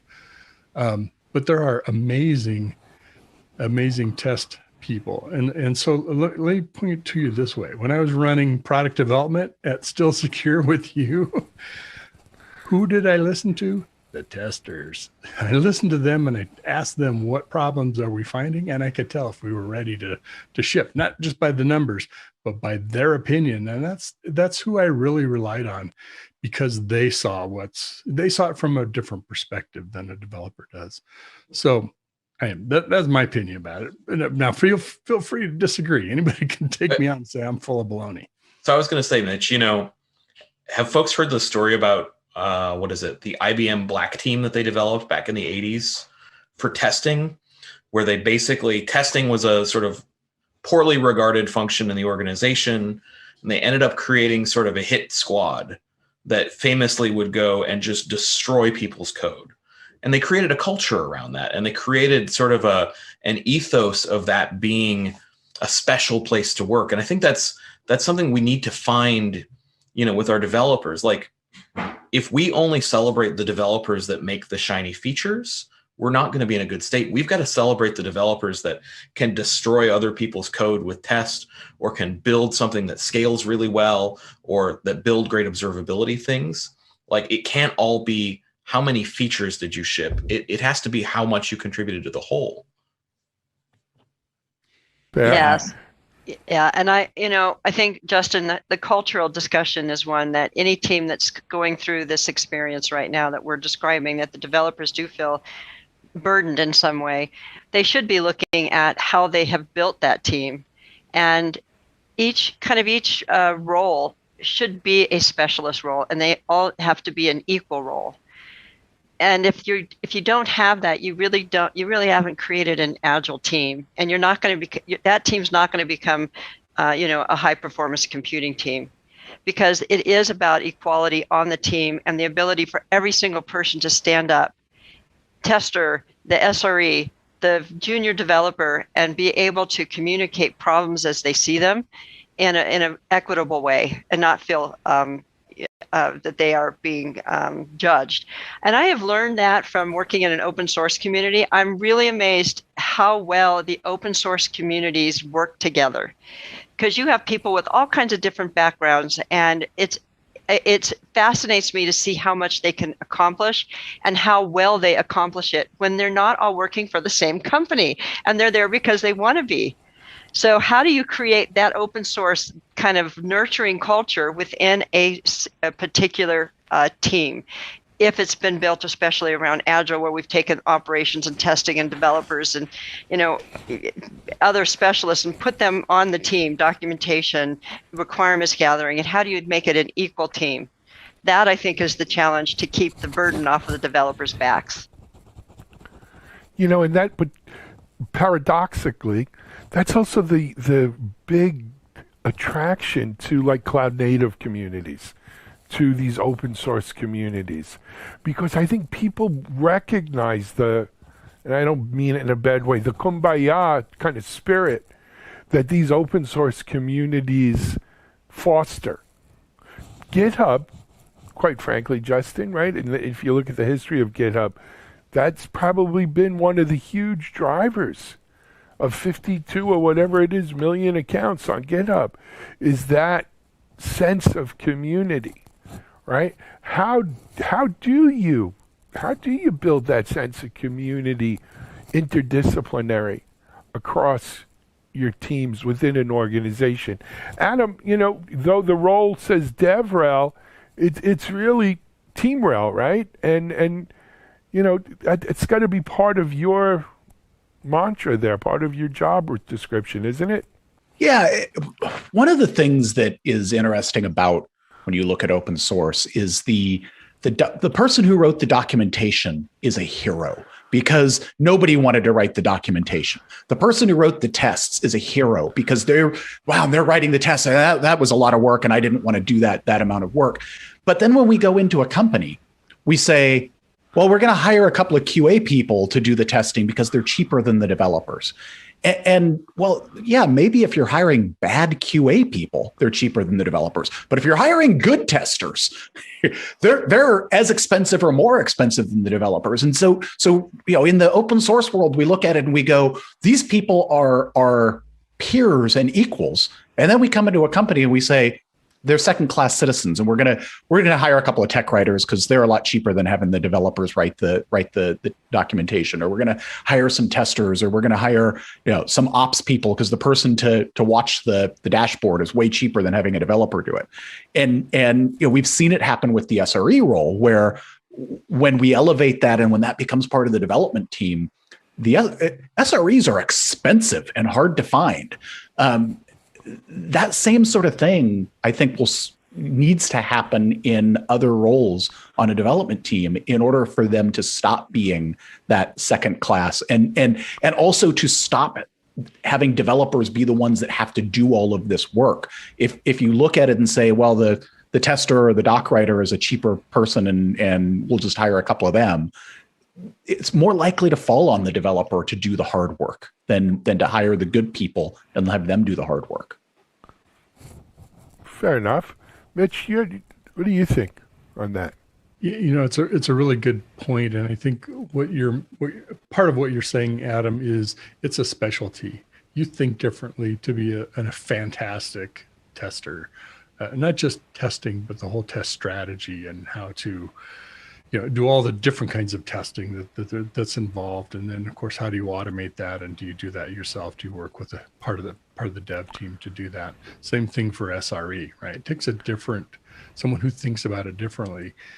And it's sort of that cognitive diversity of teams that we value from a diversity standpoint. We value that also because those roles also require specialty skills. Someone who's designing, and Trace, you could explain this better than I could, but someone who's designing a cloud native architecture and thinking about the microservices and what's going to constitute a microservice, how we're going to communicate between them, how we're going to secure them. That's a different kind of thinker than how do I break all that stuff. It's really nice that you did that, but watch how fast I can break that. That's fun. And that's where people really enjoy working together. But I think that's part of what you're elevating to, Adam, is you got to value all the skills, and they may be expensive. They may be not quite as much, but they're needed. They're part of the process. Interesting. Justin, we're talking about testers. We're talking about SREs. We're talking about developers. Once again, no one's talking security. Are we just sentenced to be forever the outsiders here? What's it going to take? Most of the security people that I talk to take that as a challenge. We obviously want developers to go and embrace security as part of their everyday job descriptions. But folks in AppSec and especially in the security research community, they've always felt like kind of scrappy outsiders that are going to shine a light on things that other people didn't notice. And so I think, even when we have very security-minded, security-motivated engineering teams, security as a discipline has got to stand apart because we want to have that sort of trusted auditor role or that, lookout for whether it's bug bounty reports or, static analysis findings that no one looked at. Like someone's got to be watching those because developers, especially in the world of microservices, they might work on a thing, finish it, and then go somewhere else. But the security world changes all the time. If you walk away from that microservice and all of a sudden, we learn about a new category of security problems and no one's watching it, well, that's a problem now. And so security has a really special role in terms of being the stewards of all the things, even when they're not directly accountable for, the functionality of it. And I think that's a special thing that we should celebrate. Okay, we're special. But, as special as we are, yet we're still seeing security tools for developers, right? That is a bona fide trend in our industry. And at the same time, we're also seeing, when we talk about the load on developers, we're still seeing a extreme need for more security people, right? We just can't produce enough qualified security folks, it seems. If that's the facts, right, there's no getting around it, what else is there to do but put this load on the developers? How else do we deal with it? I mean, automation? I don't know. You're absolutely right. And I think that the key for tools vendors like GitHub is to figure out how to give developers enough information that they can be successful, but not overwhelm them. Because security tools, there's a risk of false positives. If you give them too many, they will ignore them. And so as a tool vendor, I have to be extremely careful to make sure that I don't burn out developers on the things I think are important, because they might not find them as important as I do. The other thing tools vendors have to do is make less work, eliminate work for the developer, not cause more, not give them more things to pay attention to, more work to do, more administration to do, but look for ways that you can remove that work through the tools. Yeah, so we have a challenge facing us when it comes to automation right now, and the challenge has to do with these imperative pipelines that we've been running for the last 10 years. Sometimes you have a Jenkins file, that is pretty complicated, and we've been running them, we copy them, and we use them. It's imperative. The problem with it is because it's imperative. We are seeing a shift now to moving away from these imperative pipelines to where it's more declarative and event driven, which means that it should be easier then to take these if you had a purely declarative pipeline based on events, think about how easy it would be to say, okay, we've decided on this set of security requirements to add to the sort of the workflow steps for the testing workflow, the development workflow, and we're going to plug those events in. The reason why we don't do that now is because it's too hard. It's just hard because we have to take these old imperative pipelines and try to modernize them. And without having that declarative framework, these kinds of tools, even adding continuous testing, even adding continuous deployments all the way to production, it's hard. And it takes a lot of work, and you have to change the tires as you're going down the freeway in an imperative model. The faster we can get to an event-driven process in our CD pipeline, where we can declare them and we can automatically generate what we need to do in a workflow, the sooner we'll be alleviating some of the pain that the developers might be seeing, the sooner we can bring in better testing, the sooner we can bring in the DevSecOps conversation. And in our case, automated configuration management. This has always been a problem for any of the tools in the CD pipeline to start being plugged in, because the imperative pipelines that we are dealing with on a daily basis, nobody wants to touch them. So we're going to have to disrupt that first. And when that gets disrupted and people start moving to something more declarative, we are going to see an increase in adding all of this kind of automation into the CD pipeline. I'm curious, Tracy, is it the complexity of the pipelines that are the way they're defined? Is that why people don't want to touch them? It's the number. It's the number. Okay. You've got literally, I've seen people with thousands and thousands of workflows. They're running one for every single application version. And to be able to look in that and say, oh, we're going to change all of these because it's not templated, so you can't just change it in one place and it's going to trickle down, because there are all these very statically scripted processes. And for whatever reason, on the distributed side of the house, when they say distributed, I'm talking about everything except the mainframe, we have relied on heavily scripted processes. And we've scripted ourselves into a box that we're not agile. We cannot easily update these pipelines to include security in them. We talk about it at the CD Foundation often, trying to elevate security as a first-class citizen in the CD pipeline. But that means that everybody's got to start updating all those CD pipelines, and they're not templated. They're all statically scripted. You have to address one at a time. And as I think Justin might have said, that you got to plan to pay for that. So we're in a box, we're in a corner, and we have to somehow get ourselves out of that corner in order to alleviate these kinds of problems. And being agile at the CD, so that you don't overwhelm people with too much. And if you don't have a centralized control plane that everyone pulls from, as you start to introduce these security tools, you can't dial up the difficulty level as you go. You have to hit those distributed CI pipelines every single time you want to go and update the difficulty. And that's not tenable. I mean, there are services out there. I think GitHub with Actions is doing a pretty okay job with allowing some centralized management, but it's a spot that we all have to invest in, because that control plane for specialists like security to go and help inject things is just not as mature as it needs to be. And the CD Foundation has started an events working group to start having this discussion. Right now, they're talking about just vocabulary, but I believe that will grow into a bigger project in the future, so that we can start thinking about how you can have that event-driven process so that you can dial it as you need to, right? As opposed to having them statically scripted in all of these imperative pipeline processes. So guys, we're running low on time. Just one other topic I wanted to bring up. In looking at this problem, though, I'm reminded of when I read The Goal, right, which is kind of the book upon which Gene Kim based his Phoenix project on.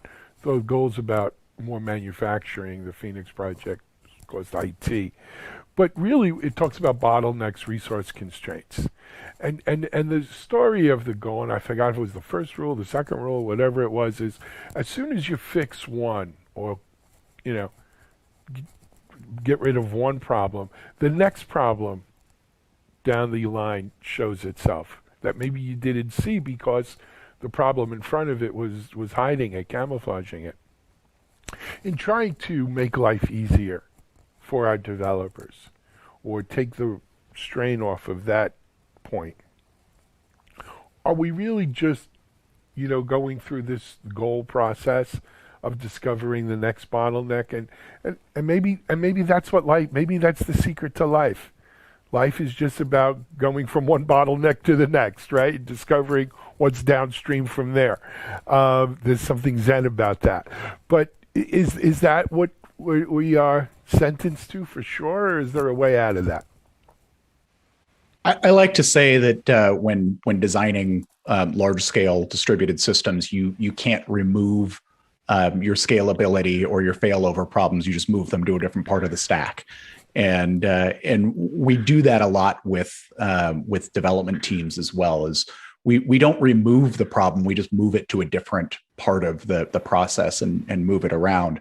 I think one of the ways out of that is, one of the tenets of Agile is let the teams make the decisions, hand them the problem, and let them decide how to organize, how to do these things, how to make stuff work. If management is pushing down on development and saying, you're now going to be the testers, of course we're causing more work and more problems and more things for them, and they're going to become the bottleneck. But if we let the teams figure out, they're the ones close to the work doing the work, let them make the decisions about how we're going to do this and what they need to make it happen. Fair enough. Yeah, all right. I was going to say, I like the term incrementally correct. Alan, you're thinking about bottlenecks is absolutely true.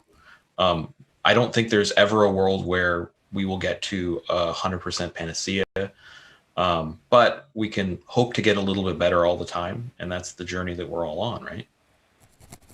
And failing fast. Improvement and failing fast. And being get to know. And allow your developers to fail, and not, or your testers or your security. It's okay to fail, because then you learn what you need to do.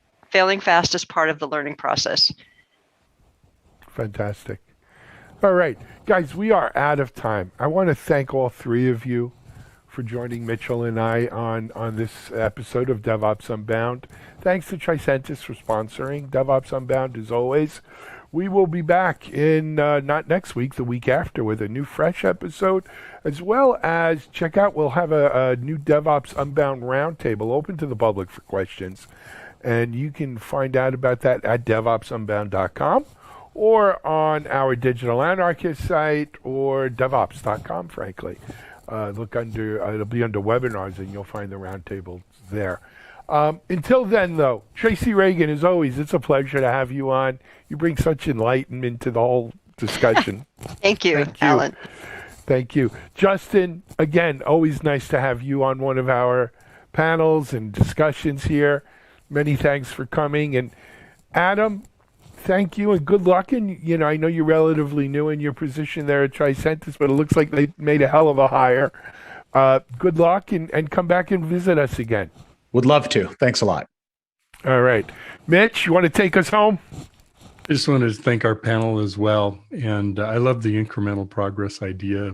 It's also getting outside perspectives sometimes too. That's helpful. So I think we're here to help each other in this process. Not one of us has the answers. Right on. All right. This is Alan Schimmel for DevOps Unbound. We'll see you on the next show. Bye-bye, everyone.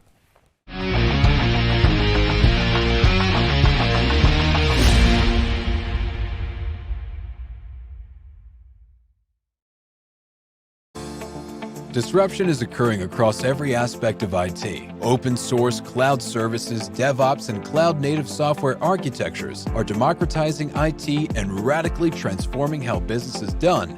The old ways of creating software and doing IT are being replaced with agile, flexible, faster, and cheaper methods, benefiting vendors and users alike.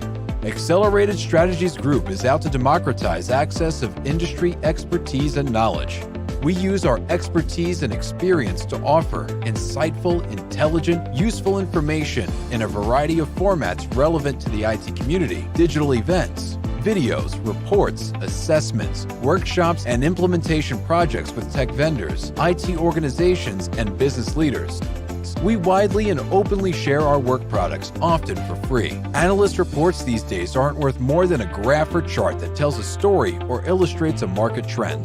We work with developers, DevOps teams, cloud architects, security engineers, and transformation leaders most every day, creating and implementing transformational strategies and technologies. We're not just thinkers, we're also doers.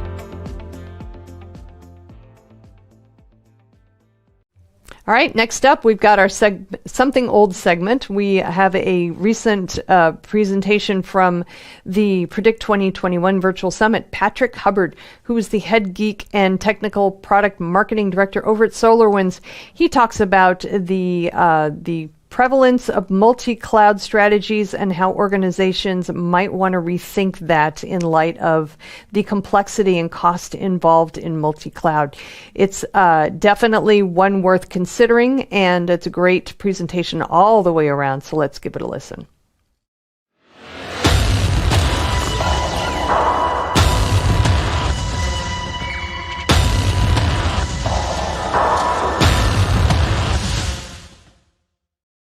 Hello, and welcome to Predict 2021. And in this session, we're going to be talking about rethinking multi-cloud, and specifically whether or not multi-cloud remains a good strategy or it's something that you might want to avoid. I'm Patrick Hubbard, a head geek at SolarWinds, and these days I spend most of my time helping enterprise IT admins untangle the pile of new technologies that they're expected to manage. But before that, I actually started as a developer on an internal app and platform developer team for a Fortune 50 company. And that was years before DevOps was even a thing. And we called it, automation back then. But But I began to realize that the complexity and manual processes in IT were really the barrier to the transformation goals for the business. And so I switched to IT to really bring a little bit more sort of a developer eye to ops. And it turns out that in the late 90s, I was just way earlier and shifted over to software companies. But with an IT focus like that, I wanted to take a slightly different angle on multi-cloud and really sort of provide a view from the ground. SolarWinds has over 350,000 customers, and they include almost every aspect of IT. So it gives us an opportunity to really hear some frank assessment by IT ops on who are experts in multi-cloud, but from the team that actually represents more sort of enterprise IT. And so basically what's going on and what's working and what's not working for multi-cloud in production. Because admins aren't interested in tech roadmaps about what's coming. They don't really care about hypothetical improvements in flexibility at some point and better resiliency and cost 2 years from now. They're in the business of delivering services right now. And hopefully this conversation is a bit like what your IT team would tell you if you took them out for pizza and beverages of their choice. So there's three main topics that we're going to cover today. And so the first one is, what exactly is multi-cloud and how did we get there? The second one is, why are some teams backing away from initial multi-cloud strategies? And what are they doing to reassess multi-cloud's value for their businesses? And then the third thing we'll talk about is we'll do some prognostication. We'll talk about IT operations multi-cloud plans for 2021 and beyond. Now, before I get started, if this topic feels complex, if it's something that gives you some heartburn, just remember that you are not alone. If you don't have a high-performing, frictionless, 1,000 deployments a day, 7 nines, multi-cloud operation, you're actually a lot more typical than you might think. A recent IDG survey actually found that the majority of businesses have 2 or more clouds, but that also more than 3/4 of those are still struggling to see the promised advantages of their multi-cloud investments. And that can be challenging for any organization that's dealing with multi-cloud, from SMBs all the way to the Global 1000. So first, let's consider what a multi-cloud really does look like in reality, and specifically from the perspective of IT and operations. What is it like for a team that maybe is a little less DevOps oriented in environment? Maybe they have adopted some DevOps principles, but they are still kind of in between being a reactive and a proactive team. 3 or 4 years ago, that conversation was largely developer driven. It was about achieving a high level of abstraction, right? The original design goal was complete workload portability across disparate PCPs to reduce or maybe even eliminate vendor lock-in, right? Cloud should just sort of run anywhere. But today, with or without the hyphen, multi-cloud has a more pragmatic meaning. You are using just many clouds, simple as that, right? Apps and data that are scattered between AWS, Azure, and Google, or somewhere else. Or maybe you even have a mix of hyperconverged in there connecting back to on-prem. So what's easy to miss in all of this with multi-cloud environments are some things that you might not think of, or maybe a lot of teams didn't consider early on, like effective multi-cloud complexity of multiple accounts or multiple regions, or even availability zones within a single vendor's cloud. With on-prem, right, for the most part, you can consolidate or transform operations relatively easily, or at least in hindsight, by moving app stacks around within a data center. But with cloud, consolidation, even between availability zones, can carry a lot of the same migration penalty as if you had transferred an application from one cloud to another. Anytime on the news you see that a popular application has gone down, and in the technical report, it turns out that they were only running in one availability zone or one region, that's usually a lot of the case. They just simply, it was either too complex or too expensive for them to fail over, and they made some assumptions about the reliability of cloud, and forgetting that cloud can go down like any other infrastructure. It is not like cloning VM snapshots in a VMware center, right?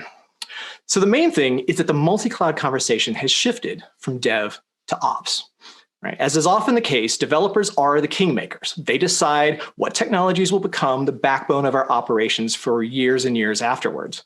But it's ops that has to wrestle with that tech and keep it online year after year after year, and adapt it in response to changes in the business. And so we've moved from theory to practice. the unknown unknowns can be way bigger than anyone expected than we first started thinking about by adopting multi-cloud. So hopefully that gives you a little bit of a history of multi-cloud from the perspective of IT admins. So when you're thinking about how you're going to address the current challenges of multi-cloud, it can be helpful to consider how we got here, right? First of all, a habit. And that's perfectly okay, right? On-prem for decades, vendors push technology teams to adopt best-of-breed tools, right? That's natural. If you make extra long, glow-in-the-dark shoelaces, you're going to market to people who wear lace-up high tops at night. It's almost been magic, right? When a vendor pops up with this magic solution that just does exactly what we need. And teams for years accepted that they'd have to integrate, at least on-prem, their own multiple tools to provide a true picture of operations. They assumed that cost because the complexity relatively wasn't that high, and it delivered a lot of specific capabilities that they needed.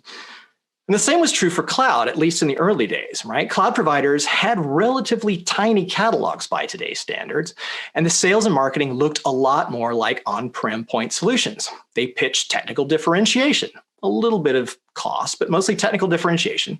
Teams ran POCs to eliminate those costs, or at least know what they were going to be. And then led by the developers, they purchased cloud one service at a time, cafeteria style.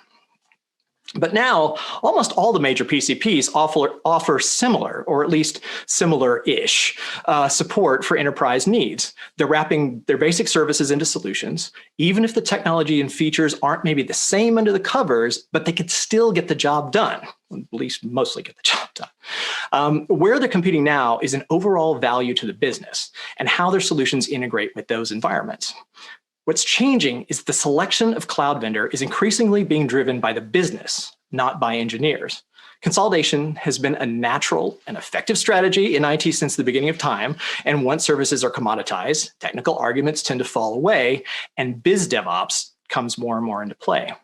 And in fact, late-to-cloud organizations are more likely now to standardize on a single provider, and existing teams are beginning to consolidate data and applications from multiple providers onto the platform that offers the best value for the business.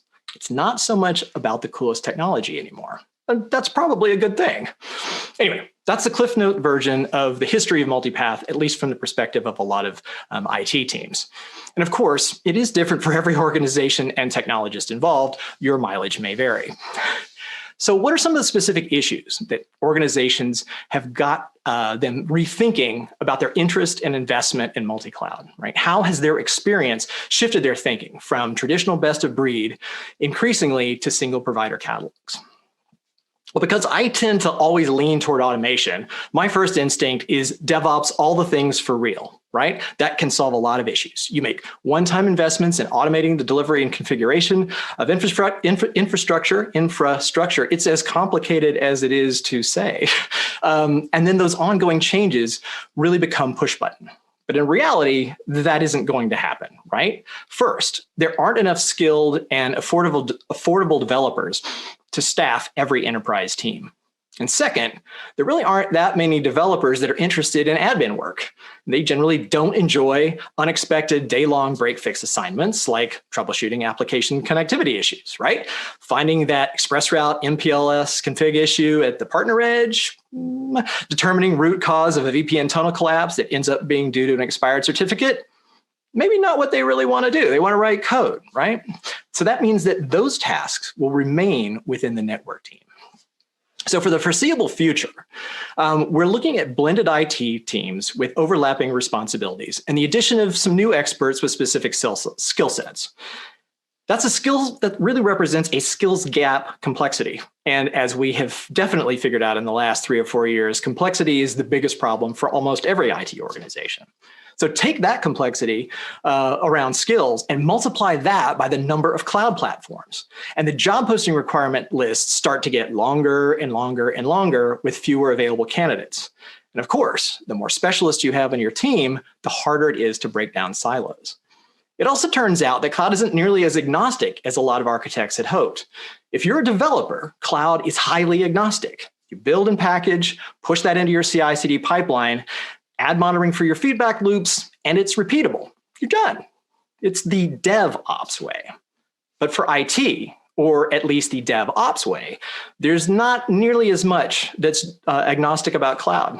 You're not looking at code. You're looking at all the deployment, upgrade, maintenance, security, visibility, connectivity, routing details of a platform that is evolving under load over time. And at the same time, you're still doing anomaly detection and novel break fix on a pile of technology and platforms that's maybe 2 orders of magnitude more complex than the local host Docker container, where a lot of devs spend a lot of their time. Ops needs much more than the A to B. Ops needs the A to B to C to Z to reliably deliver great digital services. And hybrid doesn't help either, right? Hybrid is forever in IT time spans. And that's just for a single cloud resource, right? If you are running multi-cloud, you're effectively multi-hybrid. It is compounding the complexity of distributed applications, regardless of how they're deployed, and even in some cases, whether there's an on-prem component. But one of the biggest challenges from multi-cloud, from a tools perspective, is multi-cloud monitoring. Cloud providers have exactly zero business interest in providing multi-cloud tools that provide a single dashboard for troubleshooting across competitors' clouds. They do not want to do that. That's not good for business. So accurate and independent monitoring is critical because only you can decide if multiple clouds are a fit for your business. And composite and comparative monitoring across all the elements of your infrastructure is the only way to be sure that you're meeting both cost and performance and flexibility objectives. And that's because cloud encourages transformation projects, right? You're shifting application components, frameworks, and platforms in a way that was just impossible with monolithic applications. And that's a good thing. But if monitoring can't easily shift with them, if dashboards will go dark. And that actually becomes a disincentive to experiment to find the optimal mix of platform and technology. And that, of course, then reduces the overall value of the business's multi-cloud investment. Teams have to be able to maintain that critical view of infrastructure and applications over time. They're not just looking for bottlenecks, and they're not just looking for costly sprawl. They have to be able to compare the performance of different technologies and services in production. Cloud apps in general aren't the same level of plug-and-play monitoring maturity as their packaged forebears. And so IT teams have to go much deeper into applications to ensure observability. And those details tend to be more unique because cloud makes it easier to create custom deployments driven by the unique needs of each business. It's not exactly like 15 to 20 years ago when almost all implementations were vendor-led by professional services teams, but there's a lot higher level of customization with early cloud applications maybe than there was when just adapting to an out-of-the-box package application on-prem. Now, we could, of course, probably talk about other specific challenges of multi-cloud for IT for hours that have organizations rethinking their interest. And of course, anytime you're at a cloud conference, assessing those is usually the main topic. Anyway, so that's a little bit about what IT teams are actually thinking about how they're maintaining multi-cloud over time. Okay, so you are at Predict 2021 for a reason, and that's predictions. So let's wrap up with some prognostication about where multi-cloud is headed in 2021. First, obviously, consolidation. Teams are beginning to center around a smaller number of clouds, and in some cases, maybe even just one. Now, if they can get to just one, that in and of itself, that's an amazing effort, and it will take a lot of time. There are a lot of reasons for that, as we discussed earlier, but the trend is expected to continue, especially for teams that are going to Microsoft Azure.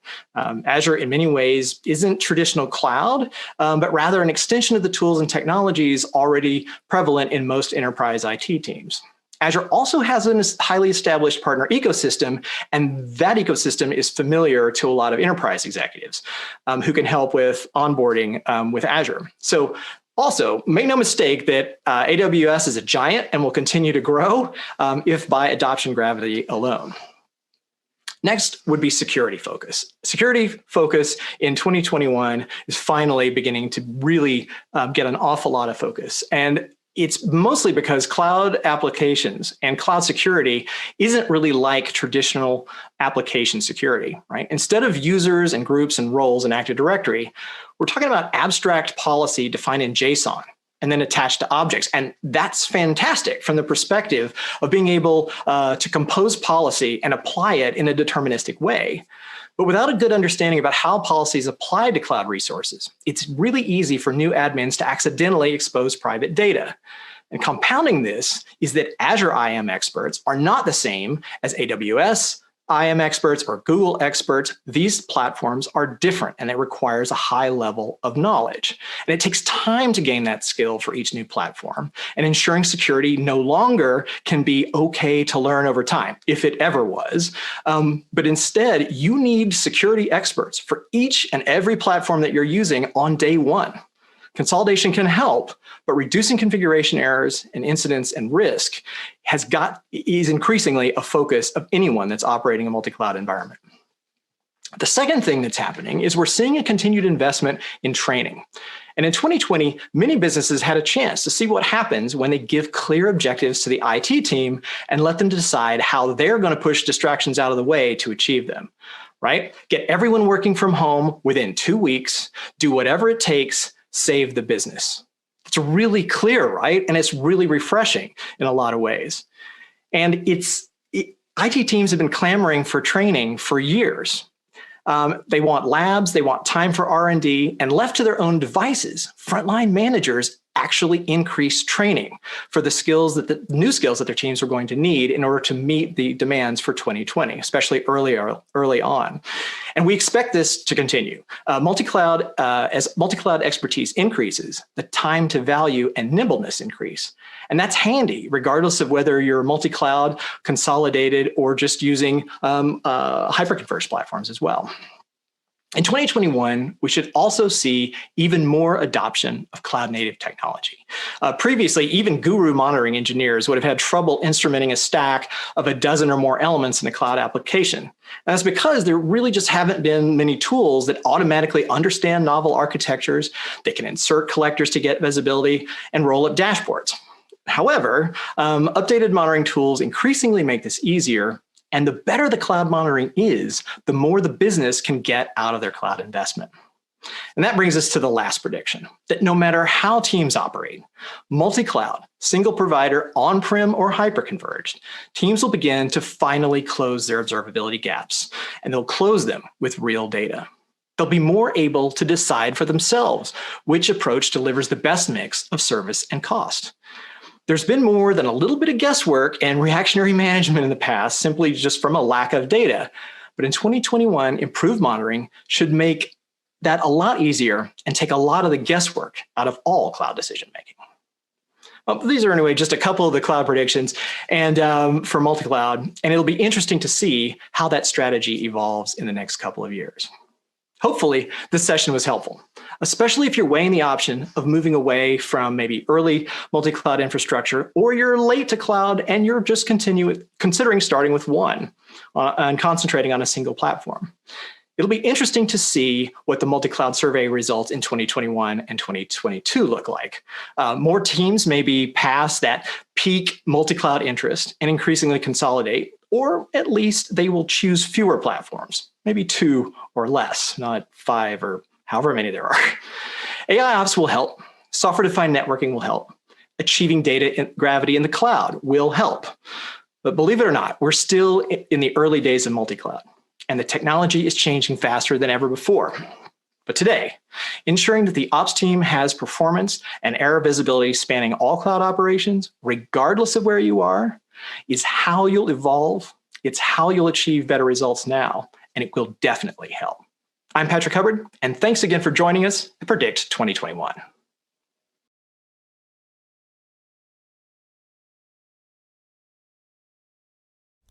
Hey everybody, happy Tuesday. This is Charlene O'Hanlon, and I'm here now with the Tuesday edition of the headlines. First up on DevOps.com, we have an article that looks at 11 open source DevOps tools that are worth checking out.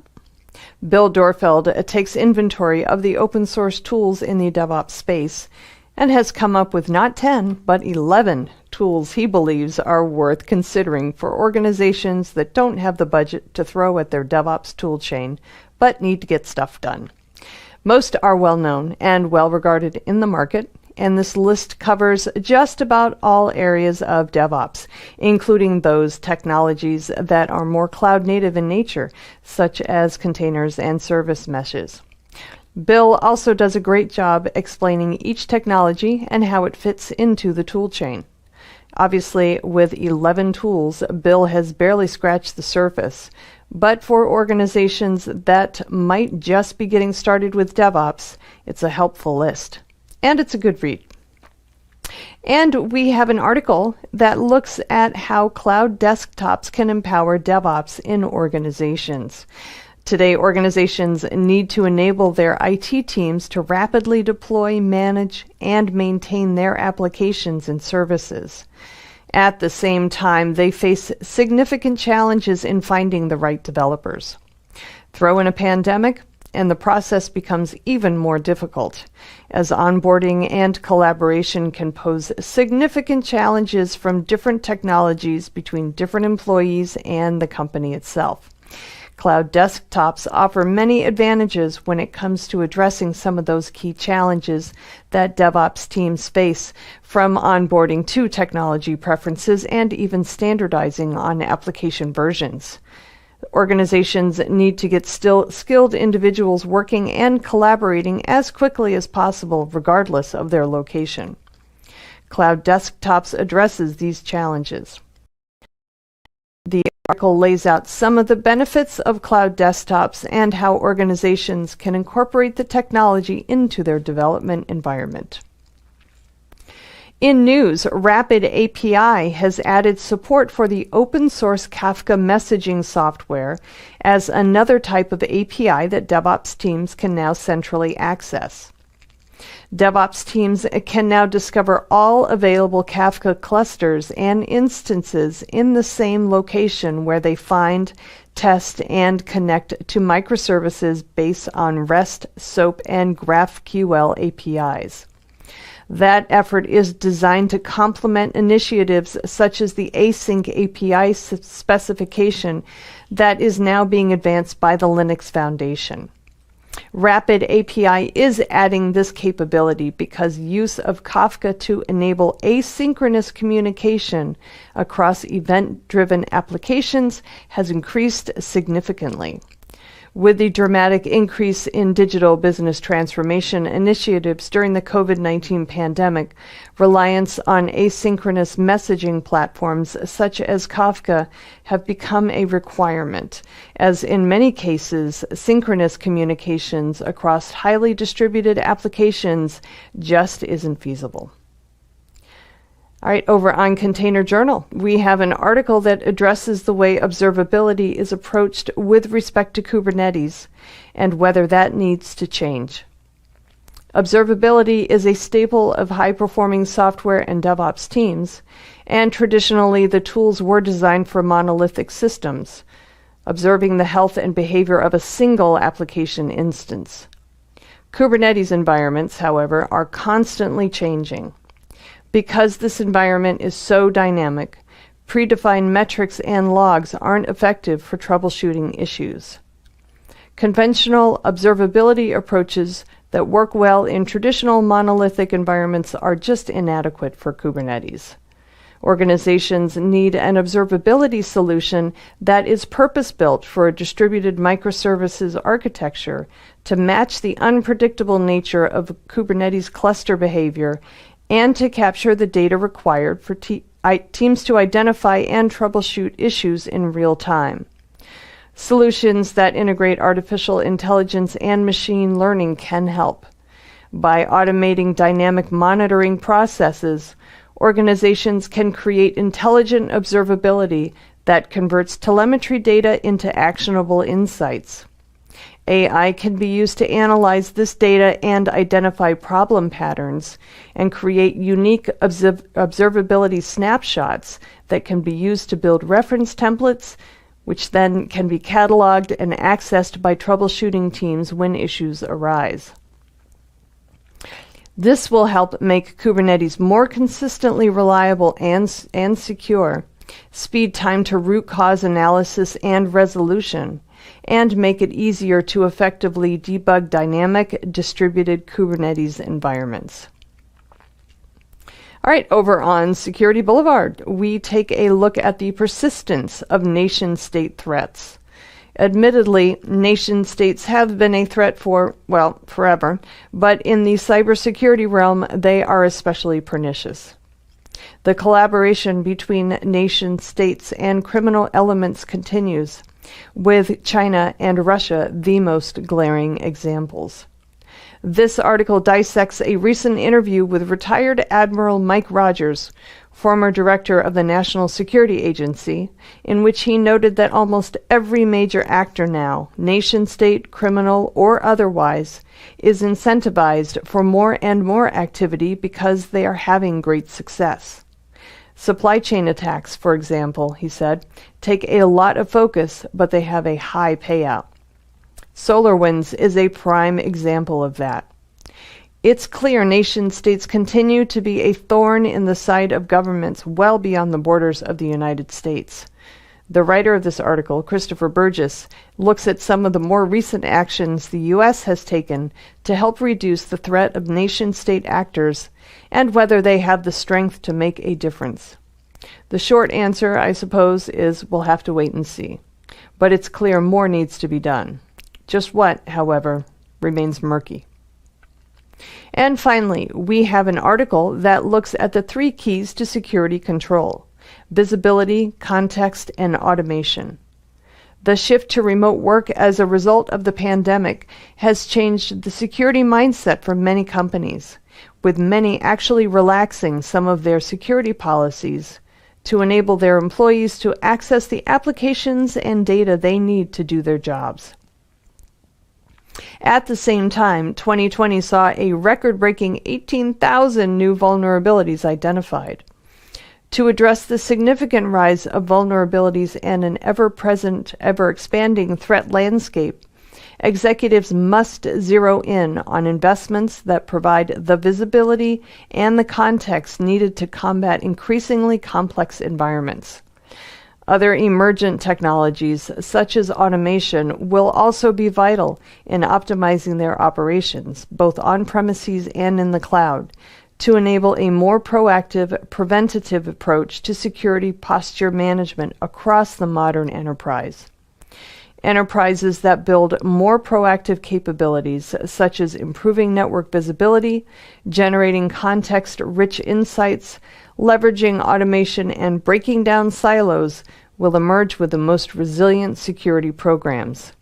Consequently, they will be better equipped to prevent threats and deliver long-term business value to their organizations. All right, that's it for today's headlines. Please check in on Thursday, and I will have a fresh new batch for you. Until then, have a great day, everybody. Please stay safe. This is Digital Anarchist. Hey, everybody. Welcome back to TechStrong TV. I'm Charlene O'Hanlon, and I'm here now with Rob Zuber, who is the CTO of Circle CI. Rob, thanks so much for taking a couple minutes and talking with me today. Really appreciate it. Yeah, thanks for having me. I'm excited to be here. All right, great. So we're going to talk about remote onboarding. I know it's something that you guys have kind of had to deal with over the past 12 months or so, as have a lot of organizations, those that have kind of gone through a hiring frenzy. I know we here at Media Ops have had a bit of a hiring spate lately. So we've had some issues that we've had to deal with regarding onboarding remotely. And, obviously every company is different and every onboarding process is different. So would be interested in hearing what you guys have experienced with remote onboarding over the last year, especially as it relates to, your organization as a kind of a quote unquote DevOps organization. You guys are very heavily into that space, obviously, with your technology. So what experiences have you guys had over the last 12 months or so? Yeah, so great question. And it has been an interesting transition. It's worth highlighting a couple of things. We were primarily a remote organization from an engineering perspective prior to COVID. But we've had to then shift onboarding itself to be very remote. So prior to the pandemic, we sort of cheated the remote system by bringing people together for the process of onboarding, maybe to where a number of their team members would be, or something like that, to kind of shortcut. Because let's be honest, working remote is hard. Onboarding is hard. They're two hard problems. So why would you want to put them together? So we've been, we've been thrown into the deep end on that piece a little bit, like everyone else. But I think that the tools that we apply for remote work in general, or the ways that we've had to think about that, have been helpful in thinking about remote onboarding. And I think it's kind of a general tool that you'd apply in a lot of things, which is really asking yourself the question, what problem are we trying to solve? Like, why do we do this thing that we do, right? When we're bringing people together, what are we getting out of that? I was thinking of a, an example that is interesting, like a lunch, right? Everybody has a team lunch in their first week. That's a pretty standard remote thing, or sorry, a standard onboarding thing. And then saying, okay, well, let's just have a Zoom lunch. We'll all eat. Right. First of all, most people are in different time zones, so it's really weird. Some people are having dinner or breakfast or whatever. But if you think about what actually happens at one of those lunches, it's often not the same, right? No, maybe I meet one person at the lunch and we have a chat and we connect, and now I have a friend, and that person can help me through the process of onboarding. But you get on a Zoom and everyone's there. There's not this like, now I'm in front of an audience and I don't feel necessarily comfortable. So really you have to take those things apart and look at what was the outcome that we got. And so, onboarding buddies and lots of use of pair programming and things like that. Like, how can we build those close personal connections with people so that tool is helpful over the course of onboarding? And I would say another thing that we've really sort of thought about, I guess, is where the balance of responsibility is. It's really hard to be the new person. Right? Everything is unknown to you. All the people are unknown. The processes are unknown. The tools are everything is unknown. You don't even know where to start. And for someone who's been in the team for a while, you're like, oh, there's a new person. Yeah, I got your name. I know what you're working on. Cool. Like that was not a lot of, so shifting that, more of the work over to the team that's there to really create that welcoming environment, to actively reach out and say, hey, how are you doing today? Do you understand what you're supposed to be working on? Is there anything that's sort of stopping you, getting in your way? And of course, managers can help with that, but really building that team cohesion through those conversations has been really valuable.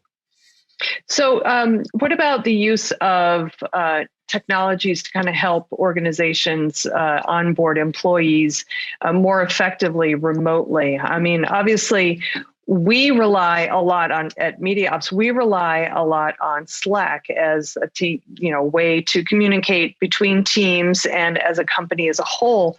And we've also tried to use it also in ways to kind of introduce some levity into the day-to-day, and and all the ways that organizations are using communication tools like that. But have you guys run into any issues when you are dealing or using those types of apps, or have you guys kind of come up with some tips and tricks for using those things? Yeah, well, so the short answer is, I think yes and yes. You run into issues and then you try to find ways to counter those issues. I think, one step above that, I would say no tool is going to solve cultural problems, or, like, you can't just solve them with tools, because tools are a framework, right? I mean, Slack is such a fantastic example of that. And, talking about cultural norms and adapting to a new organization, every company uses Slack differently. So just saying we have Slack is not an answer to now you know how to belong here and how to fit in and where to go with your questions. And so, really being concrete about expectations, who's responsible for what in the early days, what you can get out of Slack. There's hundreds of channels. I don't know if this is like in our organization, right? Like, yes, I definitely want to know about the dogs channel, because that's going to be really interesting, speaking of levity, but also, where do I go to get answers to these kinds of things? Is that a Slack thing? Is that an email thing? Like, how do we do that here? Do I directly mention the person I'm talking to, or do I put it in a channel? Those sorts of things they're different. Different teams have built different practices around those. Absolutely. And if you're following the practices of the company, independent of the tool, then you'll probably be, you'll have a good time. And being really clear about that, right? That's the important thing, is making sure that's clear. Just assuming, oh, you've used Slack before, here's your account, you'll figure it out. I mean, like many people, I am in multiple Slack workspaces for just external organizations that we work with and stuff like that. And they all operate a little bit differently, right? So really being clear about not just these are the tools we have. And of course, those tools are valuable to your initial question, but how do we use them here, and how can you get the most out of them in your experience here? So do you think as we move forward and organizations, I mean, we've been having the conversation, some organizations are going to go to a remote work or all the time. Others are going to be in a hybrid work environment. Otherwise, some are just going to go back to the office full time in due time. But, do you think that as a result, we're going to see permanent changes maybe to the way organizations approach their onboarding processes, regardless of, what type of work environment they ultimately end up with? I would say yes. Whether it's remote or in person may not be the point. But I think one of the, if you could find an upside in the scenario that we're all in, I think remote forces you to be better at things you should be good at in person, right? Being in person is a shortcut. I can just notice that someone is not succeeding and go talk to them, right? They're sitting at their desk frustrated. You could feel that from walking past, and you don't have that. So you learn to reach out, connect with people, be more proactive in that. There's a bunch of different things, like being really clear about expectations should be part of onboarding, whether you're in the same office or on the other side of the globe, right? Sure. But this remote experience that we're all having, where we've been forced into that, has pushed us all to be better, to notice those things. And I think we will hopefully, therefore, I hope, I hope that we will all be better after, regardless of how we go about our practice. And I think it'll be very much, to every organization, and at Circle CI, it's a little different between even departments, our go-to-market teams will probably have a different approach after we can return to the office. Then we'll have an engineering. We might take different approaches. That's okay. But we will all be better for the effort that we've put in trying to understand how to do this under the most challenging circumstances.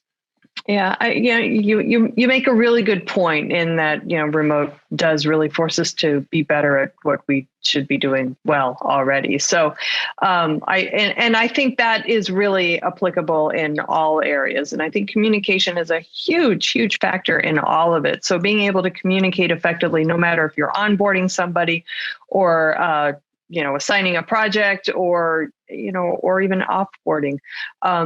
It seems to me that at the end of the day, I think, if there's one lesson that could be learned out of this whole thing, it's how we can be better communicators. And, hopefully that'll be the one big takeaway. But Rob, thank you so much for sharing your insights on onboarding remotely. As somebody who worked remotely for many, many, many years, I can tell you that I've seen them all. I've had to fly somewhere to do an onboarding session, to fly home and work, and then I've had to just do it all remotely, and inevitably something gets missed. So there's no easy way to do it, but hopefully, to your point, we're all getting better at doing it. So yeah, thanks again absolutely. My pleasure. And I think that, just recognizing that it's hard, again, is something to come out of this with and for all of us to be better at. Absolutely. Absolutely. All right. Well, I'm sure we'll have you back on TechStrong TV to talk about many, many other things, especially, as a company that worked remotely, primarily remotely, even before the pandemic. So lots of good insights there. So thanks again. Great. Thank you. All right, everybody, please stick around. We've got lots more TechStrong TV coming up, so stay tuned.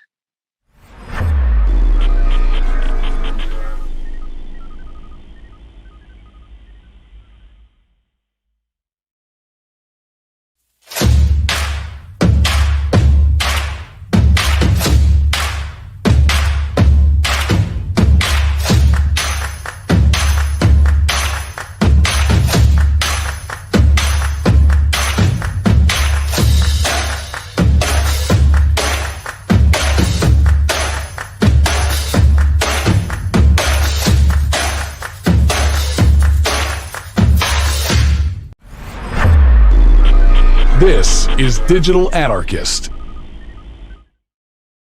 Hey, everybody. Welcome back to TechStrong TV. I'm Charlene O'Hanlon, and I'm here now with Daniel Day, who is the VP of Marketing at Rollbar. Daniel, thank you so much for joining me today. Really appreciate it. Yeah, absolutely. Thank you for having me. I really appreciate it. All right. Well, you guys recently did a developer survey and a state of code development report, and I am so interested in hearing about some of the findings from that report. So I wonder if we could just kind of dive right on in. Just kind of to set the stage, if you will. What did you guys hope to accomplish with the developer survey? What were you guys looking for? Yeah, when we did the developer survey, we ended up surveying almost 1,000 software developers here in North America. And what we really wanted to find out, what was holding software developers back from bringing new features to market, what was holding them back from deploying their software more frequently, really what they were spending their time on, and some of the challenges they were facing. Okay. All right. Great. And is this the first year that you have done this survey? This was 2021 is the first year that we had done this software code report, and we're hoping that this is the first of many years to come. This is something that we'll release on an annual basis. Excellent. So tell me about some of the findings. What overall, what did you, kind of the highlights for the report? What did you guys find? Yeah, it was interesting.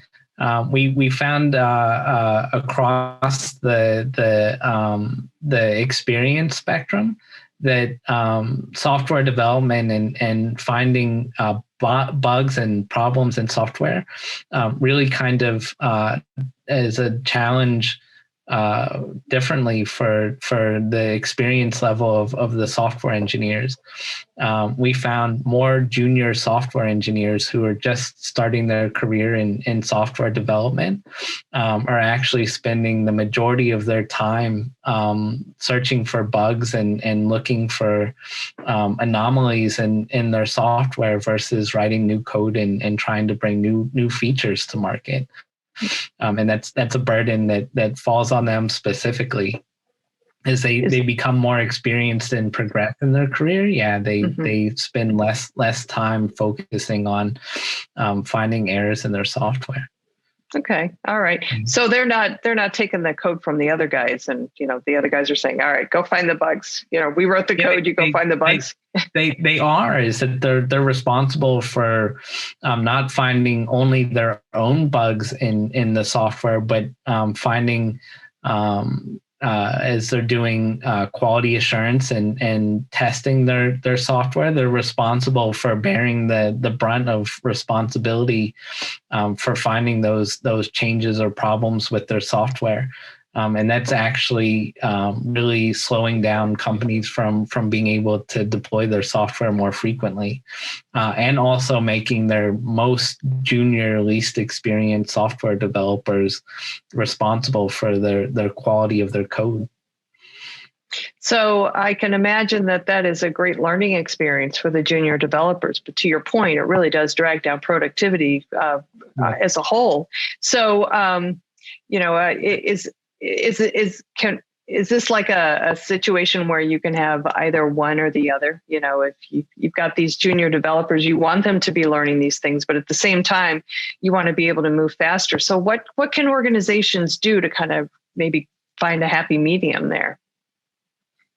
Yeah, I think that, not just Rollbar and our continuous code improvement platform, but helping to go beyond observability, looking to have the contextual information that software companies need to be able to find the errors in the software when they happen, to have a mentality that there's a security blanket or a safety net that as you deploy software more frequently, as you're bringing new features to market, that you're confident that you're going to be able to catch those changes or errors in the software before your customers or users find them. So it's really a shift in mindset on how to develop software, how to bring things to market, and feel like you have the insights or a trusted partner to be able to tell you those things when they're happening. We find so many of our customers, and certainly we found from the results in this survey, is that nearly 40% of software developers' time is being spent in QA and testing versus deploying software and bringing things to market. We find our most successful customers are deploying their software multiple times per day. They're constantly innovating and bringing new features to market. And that's because they feel confident and comfortable that if they release a bug into production, that Rollbar will tell them about it. They can find it quickly and make those changes on the fly. And that's something that a lot of companies that are developing software haven't caught on to yet, is that there's an ability to be more balanced between testing and quality assurance and being more innovative. Okay. On one hand, it's really great to hear that more organizations seem to be placing an emphasis on finding those bugs before they actually go into production.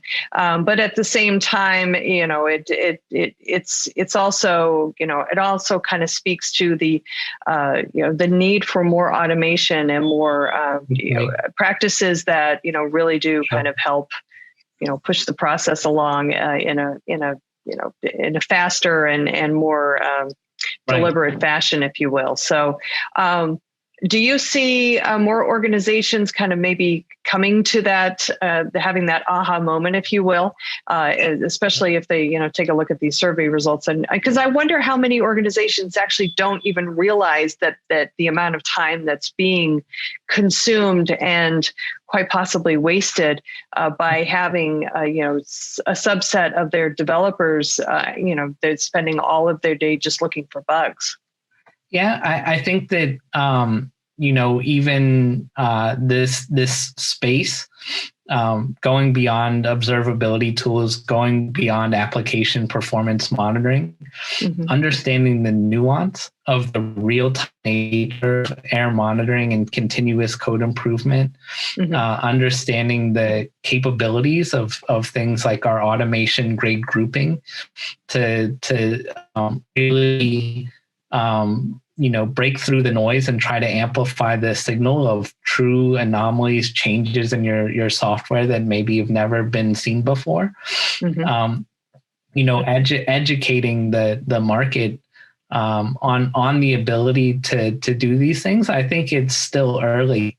Whether there are best in companies that are really setting the tone in the marketplace for innovation and being able to constantly innovate and bring new things to market, and that there's a lot of legacy organizations that are going to have to change the development processes to be able to keep pace. All right. So were there any other findings from the developer survey that kind of stood out for you guys? Yeah, I think the thing that stood out to me was that there's a few reasons that hold developers back from being able to move more quickly. Nearly half, just over 40%, that the software developers thought that they could move more quickly if they had a better tool to help them detect errors. And that they were actually almost a third of them with a bigger team. It helps me to think if they were spending less time on quality assurance and testing their software, and if they had a better tool to detect the changes and problems in their software, would they be able to be more effective and efficient with the team they had? So things, the burden that falls on the software developers, and especially in this work from home environment. The ability to continue to innovate and write new code and bring new things to market is what we wanted to kind of amplify, not just for software developers to be able to understand those challenges, but for their engineering managers, their vice presidents of engineering, CTO organizations, to really get a better grasp on the day-to-day nature of software development and some of those really pressing challenges that these software developers are facing. I think it's more true than ever that every organization is becoming a software development organization. Yep.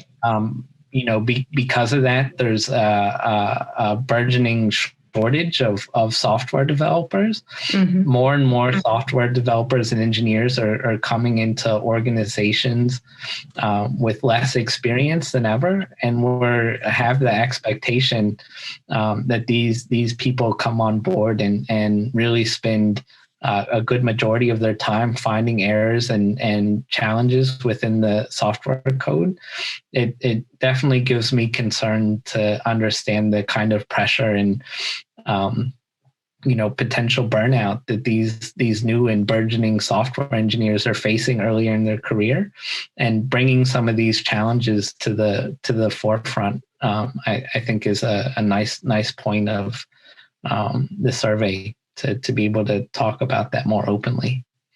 Wow, that's a great point. When we're talking about developer burnout, especially earlier in the career, there are certainly long-term repercussions associated with that. And in the environment that we've been in over the past 12 months, obviously we do need to be very, very cognizant of employee burnout. So that is definitely an issue this year over the past 12 months or so. Yes. But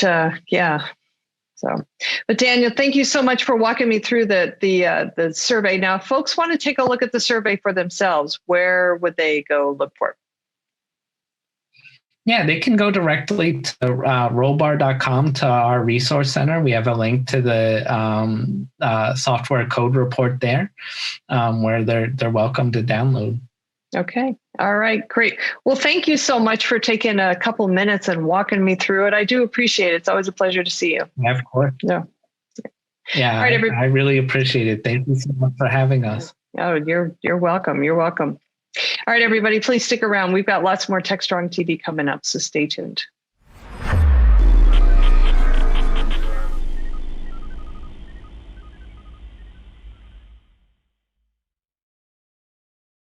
Hey everybody, happy Tuesday. This is Charlene O'Hanlon, and I'm here now with the Tuesday edition of the Webinars Preview.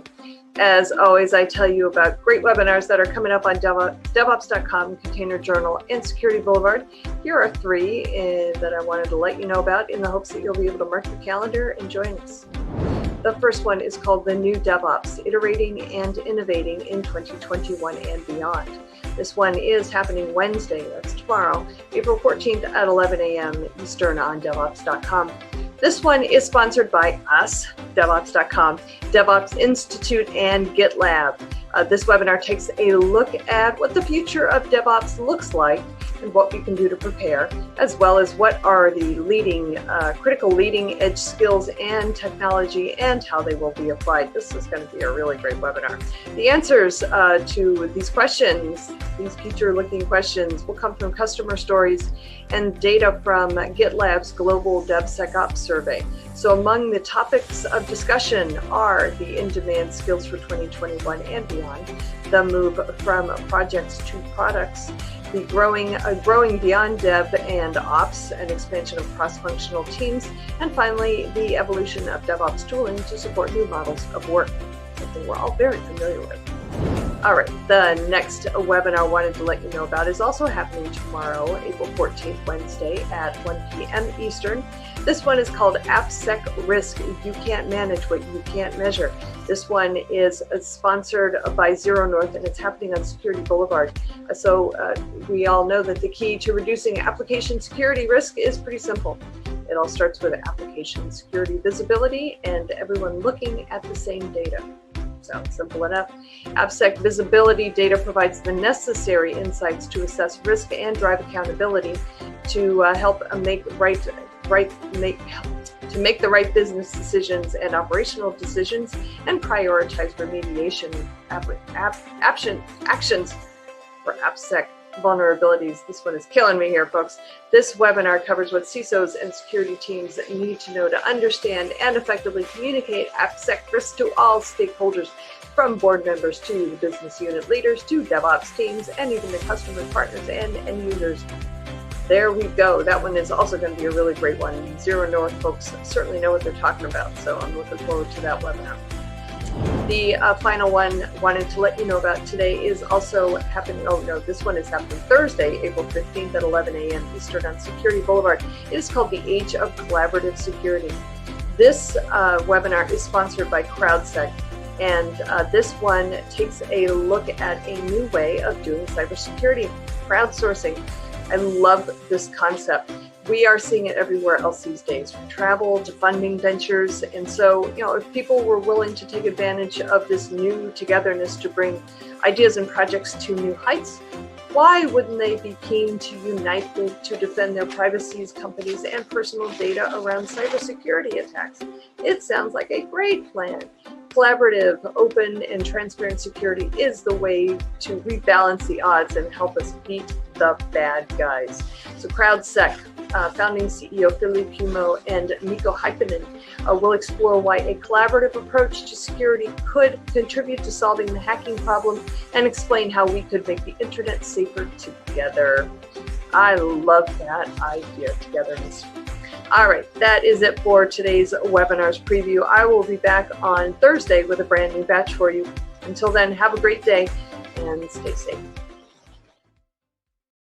All right, next up, we've got Mitch Ashley in his Analyst Corner. He speaks about Linux, the state of Linux, and Linus Torvalds, his recent comments on Linux, and it's really, really a fascinating conversation about open source and the fact that no operating system is immune to bugs and security vulnerabilities. Great conversation. Let's give it a listen.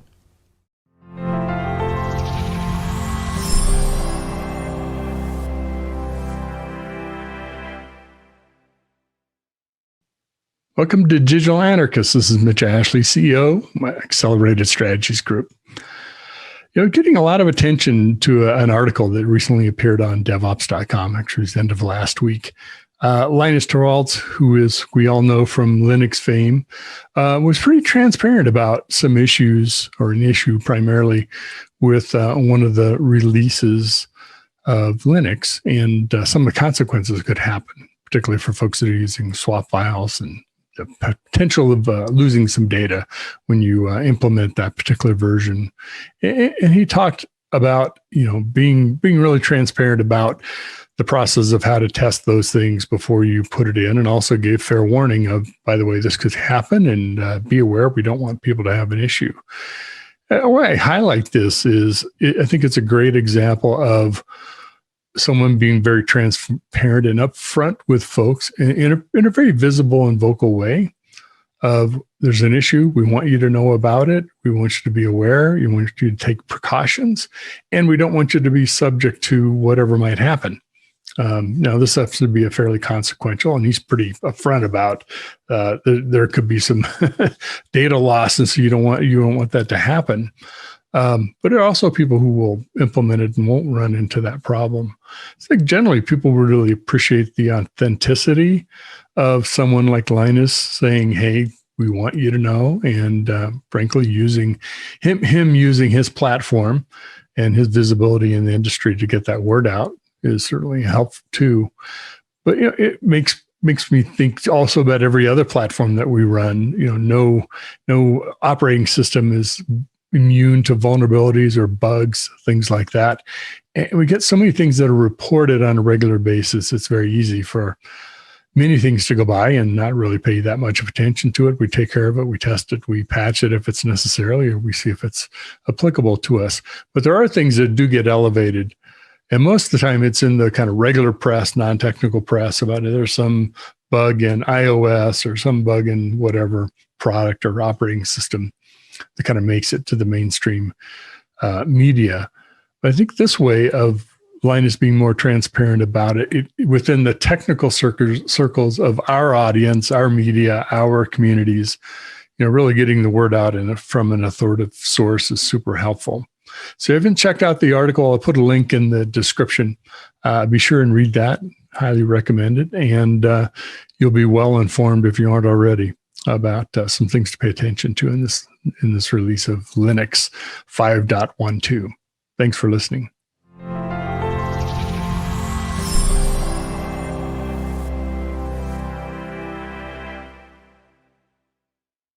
CISO Talk, to hear how real-world CISOs are dealing with today's real-world issues. From enabling secure remote workers to accelerating secure cloud adoption, defending against a pandemic of security attacks and beyond. CISO Talk covers the cyber topics you want to learn about. With your hosts, Unisys CISO Matt Newfield and Media Ops CEO Alan Schimmel, featuring a revolving panel of CISO cyber experts. This is where CISOs talk. Join us on digitalanarchist.com and techstrong.tv. This is Digital Anarchist. Well, I have the pleasure of being joined by Nick Beretta, who is Principal Solutions Architect with CloudKnox Security. Welcome, Nick. Thanks so much for having me, Mitch. Really happy to be here.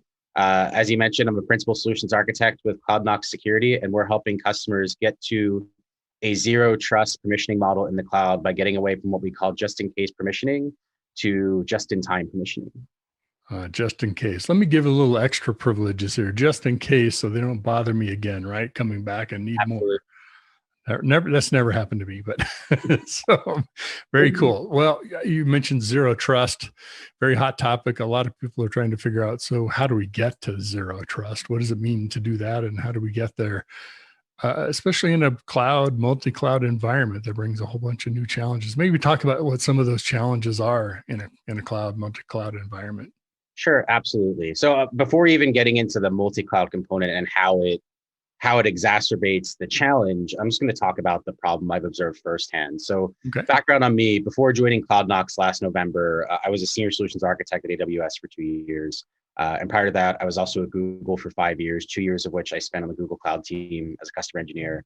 So I worked with customers building out their foundational cloud environment, building out their operational processes, and not just the technical underpinnings, but all of the organizational change and process change that goes around managing cloud environments. And as customers move from the on-premises world to a hybrid or cloud-first model, their operating processes change in the sense that, before access to resources was kept pretty tightly controlled, right? So you had your infrastructure team, your network team, your storage team, and all of these teams kind of had people on them that were responsible for the different components of the stack.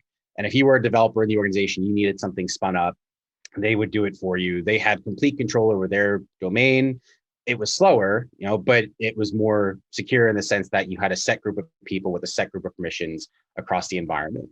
Now with cloud, where you've got developers with direct access to infrastructure, which depending on, what part of the house you're in your organization, you might be hearing that as a good or as maybe a scary thing. But at the end of the day, one of the value drivers of moving to cloud is increased pace of innovation, the ability for developers to move quickly, iterate quickly on behalf of the business.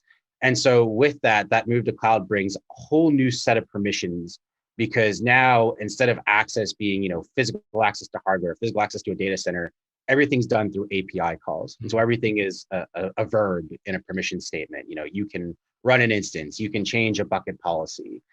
So with this explosion of permissions comes the question, how do we manage this? How do we determine who gets access to what? And in my time at AWS and Google, I saw two broad models across customers. The customers that were early on in their model, they would do a completely centralized permissions management model. That means every IAM change, every access change, every new API someone wants to request for their AWS account, their GCP project, their Azure subscription goes through the central team that, A, has other things to do besides handling IAM requests, but B, has very limited context on what that team is trying to do. So if I'm a central team and, some developer working on some payments application in some part of the business says, hey, I need access to DynamoDB. Well, I, as the security team, the security team member, I got to go read up on what DynamoDB is. I got to talk to my AWS solutions architect. I get smart on it. Then maybe have a meeting and determine, should I give this permission out? So companies that try to do that centralized model, they really end up getting somewhere where they're spending 80 to 90% of their time handling just IAM requests for the organization. It doesn't scale very well. Then some companies that advance a bit more realize that they'll start to do what I call decentralized or hybrid permissions management, which is maybe where you'll have, okay, I'm going to build guardrails. I'll build things in place that create the maximum envelope that you can do in the cloud environment. So I'll take some permissions off the table entirely. Even if you have administrator access, you can't do these certain things. And then I'll delegate IAM control to an application owner, an account owner, a project owner, a subscription owner who has kind of broad IAM control in the environment. And that works better because at least you're decentralizing the policy enforcement to someone who has a bit more context about what the team is trying to do. But still, the fundamental challenge here that no one has really been able to solve with the native tools on their own is this assumption that happens. At the end of the day, permissioning right now happens on an assumption. It's a conversation of, what the developer says they need, maybe a dialogue with their manager, maybe a synchronization with the standards that the organization has internally. But at the end of the day, someone is granting permissions to a user or service account or machine identity and making an assumption. And that assumption is what we call just-in-case permissioning. And the fact that, you don't hear AWS, GCP, Azure, or anyone really operating in this space using that term, but as soon as I said it, you as a professional with over 20 years experience in security knew what it was instinctively, says that this is a problem that people are ready to solve. And so, the whole focus is how do we get away from just-in-case permissioning and get to something that's more compatible with zero trust, because those two components are fundamentally incompatible. And then wrapping this up, the multi-cloud piece. And you imagine that model if you're a single cloud organization, having to be familiar with one cloud environment's permission set and permission stack. And now you got to multiply that across 2 or 3, and it just compounds the problem, right? It does. Very complex. And yes, we both lived the problem. And imagine you come from your time at AWS and Google. You didn't go to Cloud Knox because you didn't know if this is a problem or not, right? I've seen this happen.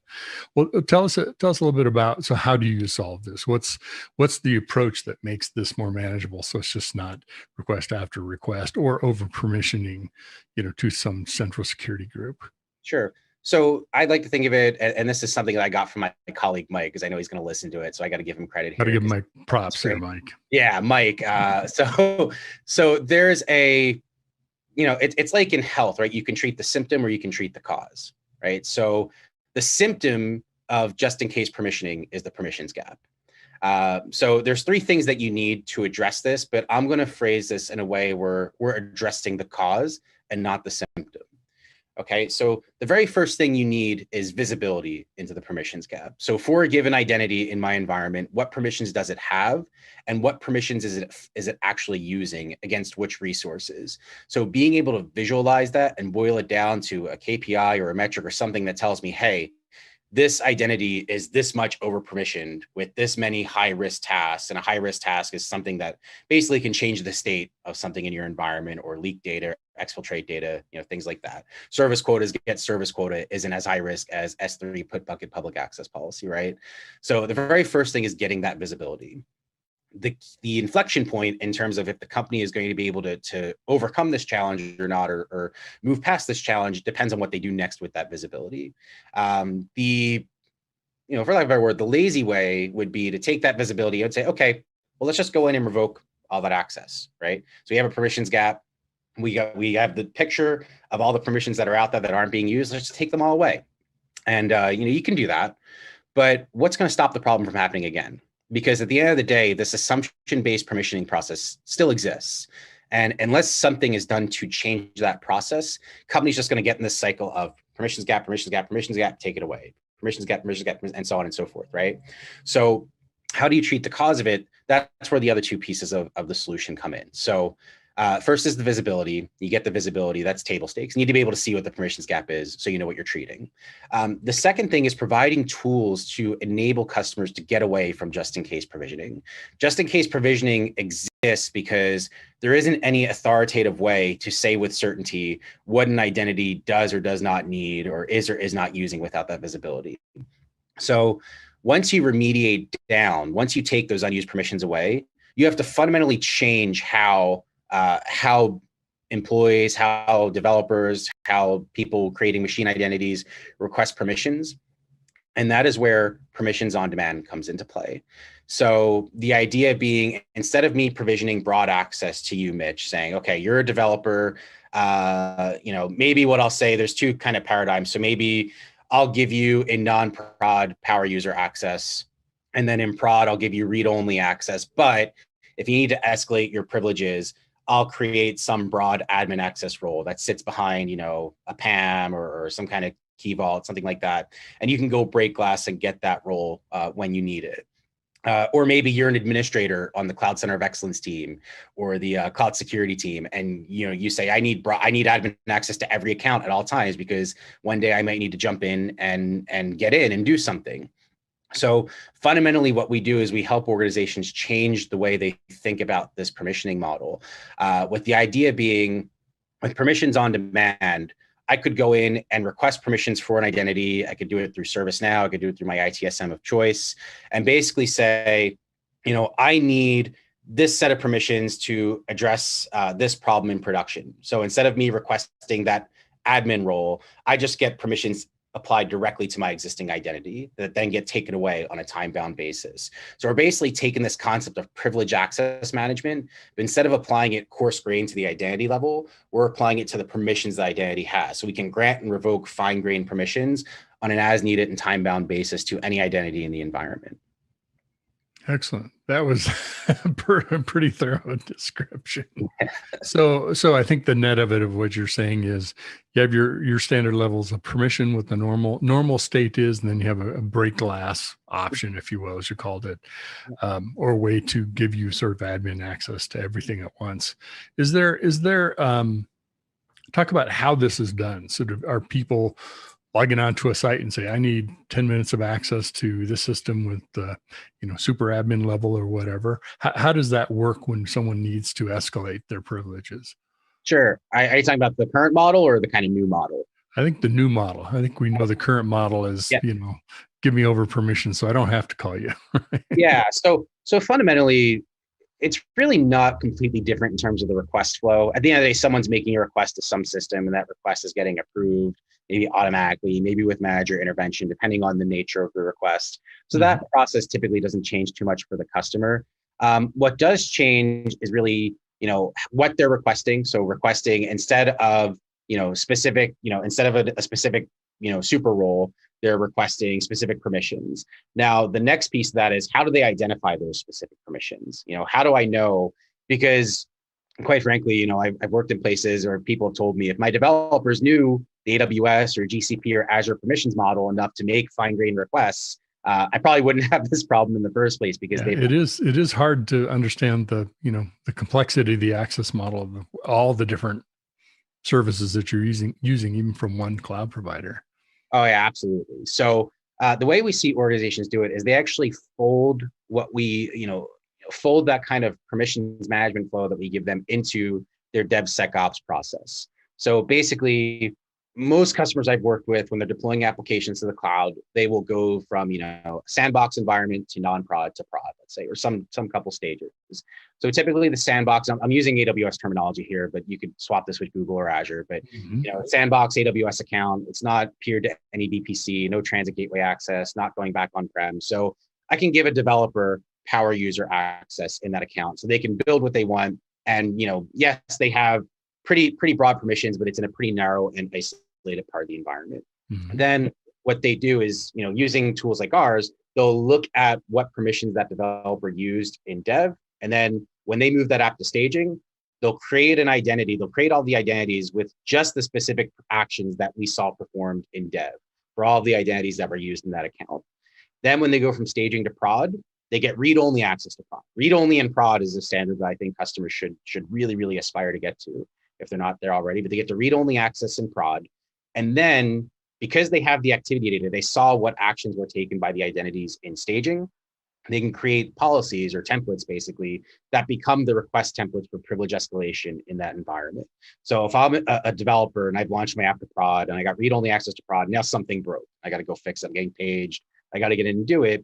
Now what I do is I go to my ITSM, I go to ServiceNow. I say, I'm this developer, logging into this account, and I need the permissions for application A. And because we've observed and we've built this pipeline that kind of observes the permissions in one environment and then builds a subset of them as the policy in the next stage, you can actually just grant those permissions as needed. So now the developer has the escalated access they need and no more. So when you get to zero trust, that's and least privilege, that's kind of what you're thinking. Exactly what you need and no more. Like zero trust means I don't trust you with anything you don't need, right? If you don't need it, I don't want to have to give it to you.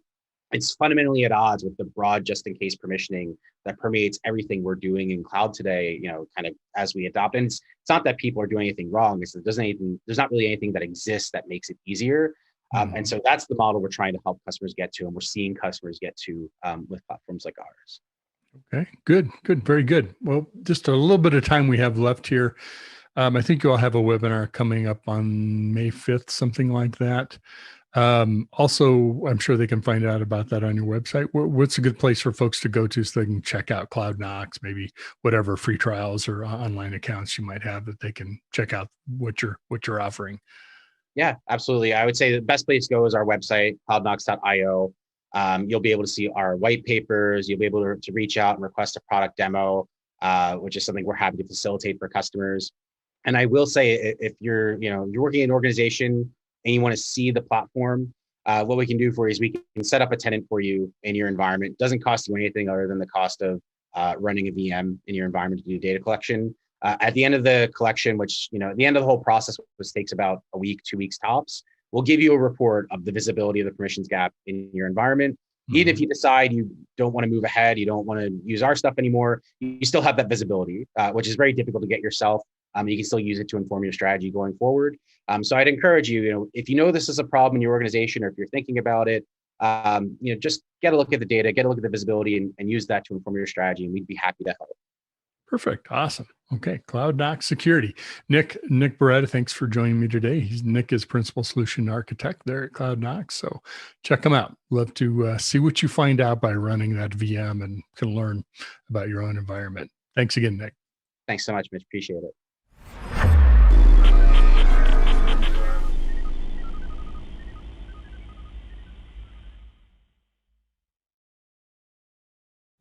All right, that wraps up another episode of TechStrong TV. I hope you enjoyed today's broadcast as much as I did. We are going to be back on Thursday with a brand new episode for you with lots and lots of great conversations as always. Until then, I hope everybody has a great day, and whatever you do, please stay safe.